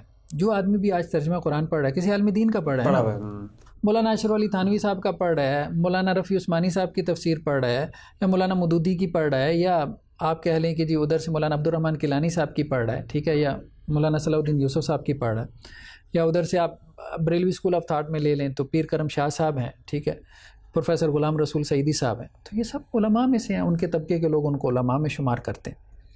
تو علماء سے یہ خیر پھیل رہا ہے, علماء ہی ذریعہ بن رہے ہیں لوگوں کے کتاب و سنت کے ساتھ جوڑنے کا. تو اس لیے فہم قرآن کی اس موو کو اپریشیٹ کرنا چاہیے. اس میں ابھی تک تو لوگ سینٹر جو ہے وہ علماء ہیں. اگر آپ اس کو کنڈیم کرنا شروع کر دیں گے نا تو پھر یہ جو ہے وہ آپ کہہ سکتے ہیں چھوکروں کے ہاتھ لگ جائے گی یہ ساری موو, اور وہ ڈرائیونگ سیٹ پہ بیٹھ جائیں گے. تو علماء کے ہاتھ میں اس کو رہنے دیں, تو اس کو اپریشیٹ کرنا چاہیے. اور ڈاکٹر اسرار صاحب نے جو کام کیا ہے, اسے ڈاکٹر فرحت ہاشمی ان کا الہدیٰ انٹرنیشنل ہے, پھر اور فہم قرآن کے بہت ساری لاہور میں ادارے کھل گئے, 1 سالہ 2 سالہ کورس, اس کو اپریشیٹ کرنا چاہیے. لیکن اس میں ایک اہم بات یہ ہے کہ ایک تو علماء کو یہ سمجھنا چاہیے کہ ان کی لیمیٹیشنز کیا ہیں. ڈاکٹر صاحب کہتے ہیں کہ میں جب درس دیتا تھا تو دیوبند کے ایک بڑے عالم دین, اب میں نام نہیں لیتا, ان کا بڑا نام ہے, وہ لاہور میں آئے, ڈاکٹر صاحب سے ملے, اور باتوں باتوں میں ڈاکٹر صاحب کہنے لگے ہم آپ کو درس قرآن کی اجازت نہیں دے سکتے. تو ڈاکٹر صاحب نے کہا آپ سے مانگ کون رہا ہے؟ تو پھر انہیں احساس ہوا کہ ہم لوگ غلطی پہ ہیں. ٹھیک ہے نا. تو کہنے کا مقصد یہ ہے کہ آپ اپنی حیثیت سمجھیں, مطلب لیگل سٹیٹس کیا آپ کا. آپ کے فتووں سے کوئی کام رکے گا نہیں, وجہ اس کے کہ جو کام ہو رہا ہے اس کو ایک پازیٹیو ڈائریکشن دیں, ٹھیک ہے, اور اس کے اندر جو خیر کا پہلو اس کو اپریشیٹ کریں, جو شر کا پہلو اس کو کم کرنے کی کوشش کریں. لوگ مدرس قرآن بن رہے ہیں 1 سالہ کورس کر کے, درس قرآن دے رہے ہیں. اچھا, اس درس قرآن کے نتیجے میں کچھ شر بھی پیدا ہو رہا ہے کہ لوگ اپنی آراء کا اظہار کر رہے ہیں, علمی آراء کا اوپنلی, علماء سے بعض اوقات جو ہے اختلاف کر رہے ہیں, ٹھیک ہے, اور پھر اپنے طور پہ کوئی محقق کے جو ہے وہ زمان بن جاتے ہیں. اب دیکھ لیں, جیسے انجینئر محمد علی مرزا صاحب کا ایک کیس ہمارے سامنے ہے, ٹھیک ہے. تو کہنے کا مقصد یہ ہے کہ اب یہ ایسے مسائل سامنے آ رہے ہیں, لیکن ایسی چیزوں کو دیکھ کے آپ یہ نہ کریں کہ آپ کہیں کہ جی خیر کا کام ہی بند کر دیں, یعنی آپ ان کو روک دیں. آپ اس کی اصلاح کریں. ہم نے ایک کام کیا ڈاکٹر صاحب کی تنظیم اسلامی میں کہ جو وہاں لوگ درس دیتے تھے, جب یہ مسائل سامنے آنا شروع ہوئے تو میں نے بھی اس پہ کافی کام کیا. میں نے باقاعدہ جو ہے کچھ ورکشاپس ڈیزائن کی کہ مدرسین کو ہم ورکشاپس کرائیں گے. تو ہم مدرسین کو ورکشاپس کرواتے تھے, پھر انہیں ان کی حدود بتاتے تھے کہ بھائی آپ نے درس قرآن کا کام کرنا ہے, یہ خیر کا کام ہے, لیکن یہ آپ کی لمیٹیشنز ہیں, یعنی آپ ان کو ٹرین کریں. پھر تو بیسیکلی یہ فہم قرآن کے اداروں کو چاہیے کہ وہ صرف تعلیمی کام نہ کریں بلکہ تربیتی کام بھی کریں. مدرسین کو, ٹیچرز کو وہ ٹرین کریں کہ وہ اپنی حدود میں, لمیٹیشنز میں رہتے ہوئے آگے دین کا کام کریں. دیکھیں نا, مدرس کی حدود, پھر اس پہ میں نے کچھ لکھا بھی کہ مدرسین قرآن کے لیے جو ہے وہ ہدایات, اس کے ایک چھوٹا سا کتابچہ ہے, اس کو تنظیم والوں نے پبلش بھی کیا, وہ نیٹ پہ بھی پڑھا ہوگا, مل جائے گا. کہ ایک ہے کہ اپنی کسی علمی رائے کا اظہار کرنا, یہ کام تو عالم دین کو کرنا چاہیے, ٹھیک ہے. یہ کام مدرس قرآن کو نہیں کرنا چاہیے کہ بھائی یہ میری سوچ ہے, یہ میری رائے ہے, جسے تفسیر بالرائے کہتے ہیں. بھائی تفسیر بالرائے کے لیے ایک کرائیٹیریا ہے, اس کے لیے پھر ٹھیک ہے آپ کو 15 علوم حاصل کرنے چاہیے, ٹھیک ہے, اس کے لیے آپ کو پھر اصول فقہ, اصول تفسیر, آپ کو جو ہے وہ شان نزول اور لغت اور صرف نحو, یہ سارے علوم, بلاغت کا علم, اور یہ سارے آپ کو معنی اور بیان, یہ ساری چیزیں آپ کو آنی چاہیے. حدیث کا علم, گہرا نالج ہونا چاہیے, تفاسیر کا مطالعہ. لیکن ایک یہ ہے کہ آپ تذکر کے لیول پہ قرآن مجید کو آگے بیان کر رہے ہیں, واضح و نصیحت کے حوالے سے کوئی حرج نہیں ہے. یعنی تفسیر بالماسور جسے آپ کہہ رہے ہیں, قرآن کے ذریعے سے تفسیر, قرآن کی حدیث کے ذریعے سے تفسیر, یا آپ نے اگر تفسیر بالرائے بیان کرنی ہے, مثال کے طور پہ آپ مفتی شفیع صاحب کی معارف القرآن سے تفسیر بالرائے بیان کر دیتے ہیں, آپ مولانا عبد الرحمن کیلانی صاحب کی تفسیر القرآن سے تفسیر بالرائے بیان کر سکتے ہیں. یعنی جن علماء نے کوئی تفسیر بالرائے کی ہے تو آپ ان کے بیاف پہ آگے بیان کر دیں.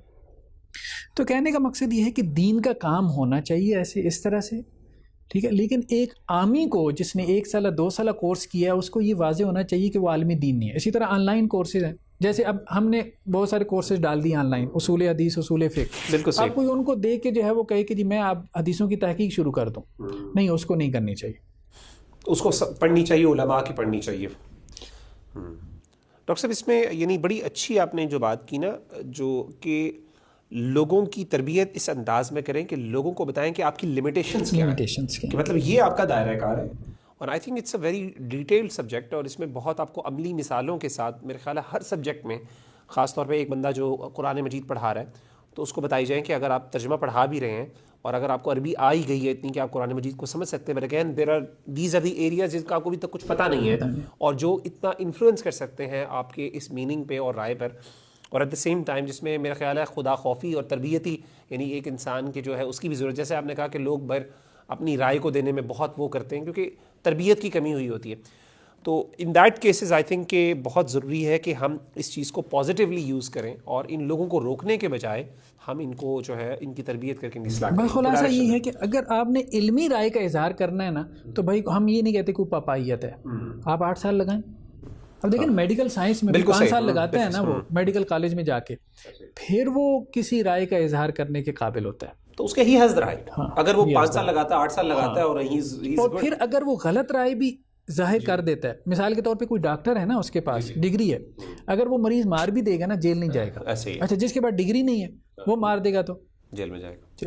تو جس کے پاس لائسنس نہیں ہے اس نے بندہ مار دیا تو اس کو پھانسی بھی ہو سکتی ہے. تو بین یہی معاملہ ہے کہ جس نے مدرسے میں نہیں پڑھا, اگر وہ علمی رائے کا اظہار کرنا چاہتا ہے تو اس کے لیے تو منع ہے, اس کے لیے حرام ہے. بالکل صحیح, اس کے لیے حرام ہے. ٹھیک, باقاعدہ کسی استاد سے، اس نے تمام علوم نہیں پڑھے اس پورے سلیبس سے. چلیں آپ کہیں کہ جی آپ نے 8 سال میں نہیں، آپ نے 6 سال میں پڑھ لیا، 4 سال میں پڑھ لیا، آپ نے کسی مدرسہ کو جوائن نہیں کیا، لیکن بہرحال ایک اس کا پریسکرائب سلیبس ہے نا جس میں سے آپ نے گو تھرو کرنا ہے. آپ کے کوئی شیوخ ہونے چاہیے. یہ علم دین ایک روایت ہے جو اب آپ دیکھیں نا، ہماری بھی پوری سند ہوتی ہے نا اللہ کے رسول صلی اللہ علیہ وسلم تک. ہم نے مشکات پڑھی، ہمارے مشکات پڑھانے والے استاد نے پوری سند بیان کی صاحب مشکات تک. صاحب مشکات سے آگے جو ہے وہ اللہ کے رسول تک ہر حدیث کی سند موجود ہے. بالکل صحیح. ڈاکٹر صاحب یہاں پہ جزاک اللہ خیر ہم وائنڈ اپ کرتے ہیں چیزوں کو. میں جلدی سے سمرائز کر لیتا ہوں اور آپ اس پہ ذرا کوئی اگر کوئی ایڈیشن کرنی ہے، کوئی چیز، کوئی آپ اس میں کوئی چیز اضافہ یا کمی کرنی ہو تو ضرور اس کو کیجیے. ہم نے سب سے پہلے اجتہاد کی ڈیفینیشن ڈسکس کی اور اس میں آپ نے لغوی معنی بتایا اور ہم نے کہا اجتہاد کہتے ہیں علمی غلبے کے لیے اجتہاد استعمال ہوتا ہے، اور جہاد ایک ٹرم آپ نے استعمال کی جو کہ فزیکل غلبے کے لیے یا پولیٹیکل غلبے کے لیے استعمال ہوتا ہے. دو اہم ٹرمز ہیں. آپ نے کہا اس کے بارے میں بہت سے ڈسکشنز ہیں، بہت سے اسکولز آف تھاٹ. بیسیکلی دو بنیادی بڑھے، ایک ہمارے ٹریڈیشنلسٹ ہیں اور ایک ہمارے پاس ماڈرنسٹ ہیں. ماڈرنسٹ جو ہے وہ ایڈیشن اور ایبریگیشن کے قائل ہے اس حوالے سے، جبکہ جو ٹریڈیشنلسٹ ہیں وہ سمجھتے ہیں، وہ اس کی ڈیفینیشن، اس کی انڈرسٹینڈنگ اس طرح کرتے ہیں کہ بیسیکلی قرآن و سنت کی جو ورٹیکل اور ہاریزنٹل جو گہرائیاں اور آپ سمجھ لیں کمپریہنسونیس ہے، وسعتیں ہیں، ان میں اتر کے ایک مجتہد مختلف لیئرز میں جا کے ڈیپ انڈرسٹینڈنگ سے کسی نئے مسائل میں ایک جو ہے اجتہاد، اس کی سولوشن قرآن و سنت کا وہ معلوم کرے. اور اس میں آپ نے بہت تاکید اس بات پہ کی کہ خاص طور پہ اس میں ایک عالم دین یا ایک مجتہد جو ہے اس کو جو ہے یہ اس کا حق ہے، وہی کر سکتا ہے. پھر ہم نے تقلید کا معنی بیان کیا. آپ نے کہا کہ تقلید میں بنیادی طور پہ غیر مقلد اور مقلد، ان کو پہلے ہم نے سمجھا کہ مقلد بیسیکلی وہ ہے جو سمجھتے ہیں کہ کسی امام کی بات ماننا اور بغیر دلیل مانگنے کے. اور آپ نے اس پہ کہا کہ بیسیکلی بغیر دلیل مانگنا جو ہے یہ ایک پرابلم کریٹ کرتا ہے، اور اس میں آپ کو کنسرن یہ ہے کہ دلیل مانگنا ایک عامی کا حق ہے اور ایک شریعت میں ایک عامی جو ہے وہ اس کا ریکوائر کر سکتا ہے. آن دی ادر ہینڈ جو غیر مقلد ہیں وہ اس کو ڈفرینٹ انداز سے دیکھتے ہیں. اور غیر مقلد میں بھی ہم نے کہا کہ ایک غیر مقلد ایک جنرل ٹرم ہے جس کے اندر ہر قسم کے ماڈرنسٹ آ جاتے ہیں جو ٹریڈیشن کو مانتے بھی نہیں ہیں، جس میں غلام احمد پرویز صاحب، جاوید احمد غامدی صاحب اور اس طرح کے لوگ آ جاتے ہیں جو کہ سمجھتے ہیں تقلید کو کتاب و سنت کے خلاف کسی امام کی بات ماننا آلٹرنیٹیو کے طور پہ. پھر آپ نے کہا کہ اہل حدیث اسکول آف تھاٹ جو ہے وہ اس سے تھوڑا سا ڈفرینٹ ہے. وہ تقلید کے بجائے وہ اتباع کی بات کرتے ہیں، وہ اس کو پروموٹ کرتے ہیں، اور وہ کہتے ہیں کہ ایک عام شخص جو ہے اس کی مجبوری ہے کہ اسے فالو کرنا پڑتا ہے، لیکن وہ اتباع کرے. اور اتباع یہی ہے کہ وہ دلیل کے ساتھ کوئی چیز کو یعنی کبھی کوئی مسئلہ پوچھے کسی عالم دین سے تو وہ دلیل بھی ساتھ پوچھ لے، اس میں بے شک اس کو سمجھ آئے یا نہ آئے، اس میں بہرحال اس کا اور وہ مجموعی طور پہ جو ہماری فقہی اور دینی روایت ہے اس سے وہ کٹتے نہیں ہیں. یہ اس کا فائدہ آپ نے بیان کیا. بس وہ صرف یہ کہتے ہیں کہ جی آپ ائمہ کے اقوال کو کتاب و سنت پہ پیش کریں جو کتاب و سنت کے مطابق ہو اس کو آپ مان لیں، یعنی کمپیریٹیو اسٹڈی آپ ضرور کریں. مجتہد کی شرائط پھر ہم نے ڈسکس کی. مجتہد کی شرائط میں ہم نے سب سے پہلے بات کی کہ اس کے پاس عربی کا علوم ہونا چاہیے، بیسک عربی. اور اس کا مطلب یہ بھی نہیں ہے کہ وہ سیکھ ہے کوئی بہت بڑا امام ہو، but at least he should be able to understand کہ قرآن و سنت کی آیات اور اس کو سمجھنا اور بنیادی جو گہرائیوں میں اترنا جو سمجھ سکتے ہیں، جو میننگ ہے وہ اس کو ڈٹرمن کر سکے. پھر آپ نے کہا قرآن و سنت کا جو ٹیکسٹ ہے اس کے ساتھ اس کی واقفیت ہو. جو میجر پارٹ ہے قرآن مجید کا، قرآن مجید کی تفسیر تو پوری پڑھی ہو، ترجمہ کیا ہو، ترجمہ پڑھا ہو، ساتھ سنت رسول صلی اللہ علیہ وسلم میں سے سیاستہ کم از کم جس میں بہت زیادہ ہماری ایک جو ذخیرہ ہے وہ کور ہو جاتا ہے، اس کو اس نے گو تھرو اچھی طریقے سے یا معروف کتابوں سے وہ گو تھرو ہوا ہو. اسی طریقے سے پھر آپ نے کہا اصول کا علم اس کے پاس ہو، اصول حدیث، اصول فقہ، اصول تفسیر وغیرہ، کہ جی آپ نے قرآن و سنت سے مسئلہ نکالنا کیسے ہے، what are the قواعد، what are the ضوابط there. اس کے بعد پھر آپ نے کہا کہ مقاصد شریعت کا، جس سے کہ امام شاطبی نے اس پہ بہت زیادہ ایمفسائز کیا کہ آبجیکٹیو شریعت کے وہ کیا ہیں. اور اس کے بعد پھر آپ نے آخری چوتھی چیز جو بات کی وہ یہ ہے کہ آثار کا علم ہونا چاہیے، کہ مختلف اسکولز آف تھاٹ کی جو آراء ہیں وہ ہو، اور اس کے بعد آپ کمپیریٹیو اسٹڈی کر کے ایک جو ہے وہ کر سکتا ہو، اس کی صلاحیت رکھتا ہو. تو یہ مجتہد کی شرائط آپ نے بیان کی. پھر آپ نے کہا کہ ہم نے یہ ڈسکس کیا کہ مجتہدین جو ہیں وہ تمام جو ہے وہ ایک کیٹیگری کے نہیں ہوتے، ان کے میں اندر بھی طبقات موجود ہیں. اور اس میں آپ نے کہا کہ مختلف اسکولز آف تھاٹ نے مختلف فقہا کے اپنے طبقات کیٹیگرائزیشن کی ہے. اس میں آپ نے کہا مجتہد مستقل ہوتا ہے، پھر مجتہد ایک اور پھر مجتہد فی المسائل ہے، پھر اصحاب تخریج ہے، پھر اصحاب ترجیح ہے، پھر اصحاب تحقیق ہے، اور پھر آخر میں مجتہد مقلد ہے. تو کہنے کا مطلب ہے یہ طبقات ہیں مختلف. اور پھر ہم نے بات یہ کی کہ کیا اجتہاد کا دروازہ بند ہو گیا حقیقت میں؟ تو آپ نے کہا کہ یہ امپاسبل ہے، یہ بند ہو ہی نہیں سکتا، کیونکہ ایسے مسائل موجود ہیں کہ جس میں آپ کے پاس آپشن ہی نہیں ہے، یو ہیو ٹو ڈو دی اجتہاد. اور اجتہاد میں پھر ہم نے بات کی کہ دو طرح کے مسائل ہیں، ایک قدیم اور جدید ہیں۔ قدیم میں تو بعض لوگ کہتے ہیں، بعض علماء کہتے ہیں کہ یہ بعض اسکول آف تھاٹ یہ کہتے ہیں کہ چلیں جدید میں تو ہو سکتا ہے، قدیم میں نہیں ہو سکتا، لیکن آپ نے کہا کہ صحیح بات یہ ہے کہ قدیم میں بھی ترجیحی قسم کا اجتہاد ہو سکتا ہے، اور جدید میں تو اوبیسلی اس میں کوئی اختلاف نہیں ہے۔ تو پھر آپ نے کہا ہاں ایک اہم بات یہ ہے نا کہ تقلیدی جو شخصی ہے نا، قدیم میں وہ کیوں نہیں کرتے؟ جی جی اس کی بنیادی دلیل ان کے یہاں تقلید شخصی ہے۔ اچھا، تقلید شخصی کی کوئی دلیل نہیں ہے۔ اچھا، قرآن نے یہ تو کہا ہے کہ اہل علم سے پوچھ لو، یہ تو نہیں کہا کہ امام ابو حنیفہ سے کسی ایک بندے کو فالو کرو۔ وہ تو اللہ کے رسول کے علاوہ دیکھیں نا، وہ تو نہیں۔ اگر یہ ہوتا تو پھر دیکھیں، پھر حضرت ابو بکر، حضرت عمر، حضرت عثمان، حضرت علی، یہ زیادہ اس قابل اور لائق ہیں کہ آپ ان کے فتاویٰ کی تقلید کریں بجائے اس کے کہ امام ابو حنیفہ، امام مالک، امام شافعی۔ تو جب ائمہ نے ان کے فتاویٰ کی تقلید نہیں کی، اچھا ائمہ نے ان سے اختلاف کیا، بالکل صحیح، آپ ان کے فقہیں وغیرہ اٹھا کے دیکھیں تو بالکل صحیح اختلافات ملتے ہیں، تو ائمہ سے بھی اختلاف کیا جا سکتا ہے، بالکل صحیح۔ پھر آپ نے کہا کہ جو اسٹینڈرڈ موقف اور درست موقف وہ یہ ہے کہ ترجیحی موقف جو ہے وہ آپ قائم کر سکتے ہیں، اور آپ نے کہا کہ یہ ہر اسکول آف تھاٹ کرتا ہے، عملی طور پہ بے شک جس کا جتنا مرضی انکار کرے۔ اچھا، اس میں یہ جو ایک وہ کرتے ہیں نا، وہ کہتے ہیں کہ جی آپ ائمہ کے اندر ترجیح قائم کریں گے، بات یہ ہے کہ یہی کام تو آپ نے کیا، آپ نے بھی کیا، بالکل صحیح۔ مثال کے آپ طور کے ہر پہ دور کے امام نے پچھلے سے کیا ہے، مثال کے طور پہ جو اصحاب ترجیح ہیں آپ کے ہاں وہ کون ہیں؟ وہ قاضی ابو یوسف اور امام محمد اور امام ابو حنیفہ سے بڑھ کے ان کا علم ہے، ایسے ہی ظاہر ہے، وہ اس کے بعد ہی آنے والے ہیں، ان کے بعد آنے والے ان سے چھوٹے ہیں نا علم میں، ایسے تو وہ ان کے اچھا کہتے کہ ہیں کہ جی ترجیح قائم کرنے کے لیے ان سے زیادہ علم ہونا چاہیے، اور بھائی ان کا ان سے زیادہ علم تھا۔ عملی طور پہ آپ نے کہا کہ عملی طور پہ ممکن نہیں۔ اصل بات یہ ہے کہ ایک عالم دین دوسرے عالم دین کی اصلاح کر سکتا ہے، ایک عالم دین دوسرے عالم دین سے اختلاف کر سکتا ہے، عامی کو یہ اختیار آپ نہ دیں، لیکن ڈسپلن یہ دیں۔ آپ نے کہا اسٹینڈرڈ موقف یہی ہے کہ ترجیح کا موقف قائم کیا جا سکتا ہے کلاسیکل مسائل میں بھی، پرانے مسائل میں بھی، اور لیکن اس میں ایک آپ نے جو ایمفیسائز کیا وہ یہ کیا کہ ایک عالم دین یہ کرے، ایک عامی نہ کرے، یہ بھی نہیں کہ کوئی بندہ عام آدمی کھڑا ہو کے اس کے بارے میں کرنا شروع کر دے۔ دوسری بات ہم نے یہ سوال کیا کہ عوام الناس براہ راست قرآن و سنت سے فائدہ اٹھا سکتے ہیں کہ نہیں اٹھا سکتے؟ اس میں آپ نے کہا کہ دو چیزیں ہیں، ایک ہے تذکر اور ایک ہے تدبر۔ تو تذکر جو ہے قرآن مجید میں بہت زیادہ ہے، احادیث میں بھی بہت بڑی بڑی جو ہے ہمارا ذخیرہ جو موجود ہے، جس میں اخلاقیات اور آداب وغیرہ اور ریمائنڈر اور نصیحت جو ہے نصائح موجود ہیں، تو آپ نے کہا اس سے ضرور فائدہ اٹھا سکتا ہے۔ جبکہ تدبر جو ہے وہ ظاہر ہے علمی چیزیں آ جاتی ہیں، اس میں احکام آ جاتے ہیں، تو اس میں چاہیے فتویٰ آ جاتا ہے، تو اس میں چاہیے کہ یا تو آپ اس میں بھی کوئی انکار نہیں، آپ ضرور کریں ایز لانگ ایز آپ ان کی جو شرائط ہیں، کنڈیشنز ہیں وہ پوری کر لیں، ورنہ آپ کو اس میں بھی کسی طرح روکا نہیں۔ اسی طریقے سے پھر ہم نے بات کی کہ جو دائرہ کار جو آج کل کے کچھ لوگ ہیں جو کہ داعیز ہیں دین کے، ان کا کیا دائرہ کار ہے، وہ کس حد تک وہ اپنا دین کو سپریڈ کر سکتے ہیں، دائرہ تذکر کو کیا وہ سپریڈ کر سکتے ہیں کہ نہیں؟ تو اس میں آپ نے کہا کہ اس میں ایک اہم بات یہ ہے کہ وہ کوئی علمی رائے نہ دیں، علمی مسائل علماء تک رکھیں، تذکر جو ہے وہ مسائل جو ہیں وہ بھی علماء کی رہنمائی میں اور ان کی گائیڈنس میں، ان کی تربیت میں اپنی لمیٹیشنز کو جانتے ہوئے اس تک لوگوں کرتے رہے، اور اس پہ ان کو موٹیویٹ کرنا چاہیے۔ داعی دین بن کے کام کریں، داعی دین بن کے، ٹھیک ہے کہ وہ دین کے داعی ہیں، وہ عالم نہیں ہے، عالم نہیں، مفتی نہیں، مجتہد نہیں۔ یہ بہت بڑی جزاک اللہ خیر۔ اس کے ساتھ ہم اپنے پروگرام کے اختتام کی طرف جاتے ہیں، تو انشاءاللہ ہمارے اس پروگرام کو آپ ضرور دوسروں کے ساتھ شیئر کیجئے، اور انشاءاللہ اس سے متعلق کچھ مسائل ہوں، آپ کے کچھ ڈسکشنز آپ کرنا چاہتے ہو، ہم کچھ ایسے پوائنٹس ہوں، ایسپیکٹس ہوں جو ہم نہ کور کر سکے ہوں، ہمیں ضرور کامنٹ سیکشن میں بتائیے۔ جزاک اللہ خیر۔ ملتے ہیں اگلی ایپیسوڈ میں روایت و جدیدیت کی ڈاکٹر حافظ زبیر صاحب کے ساتھ۔ السلام علیکم ورحمۃ اللہ وبرکاتہ۔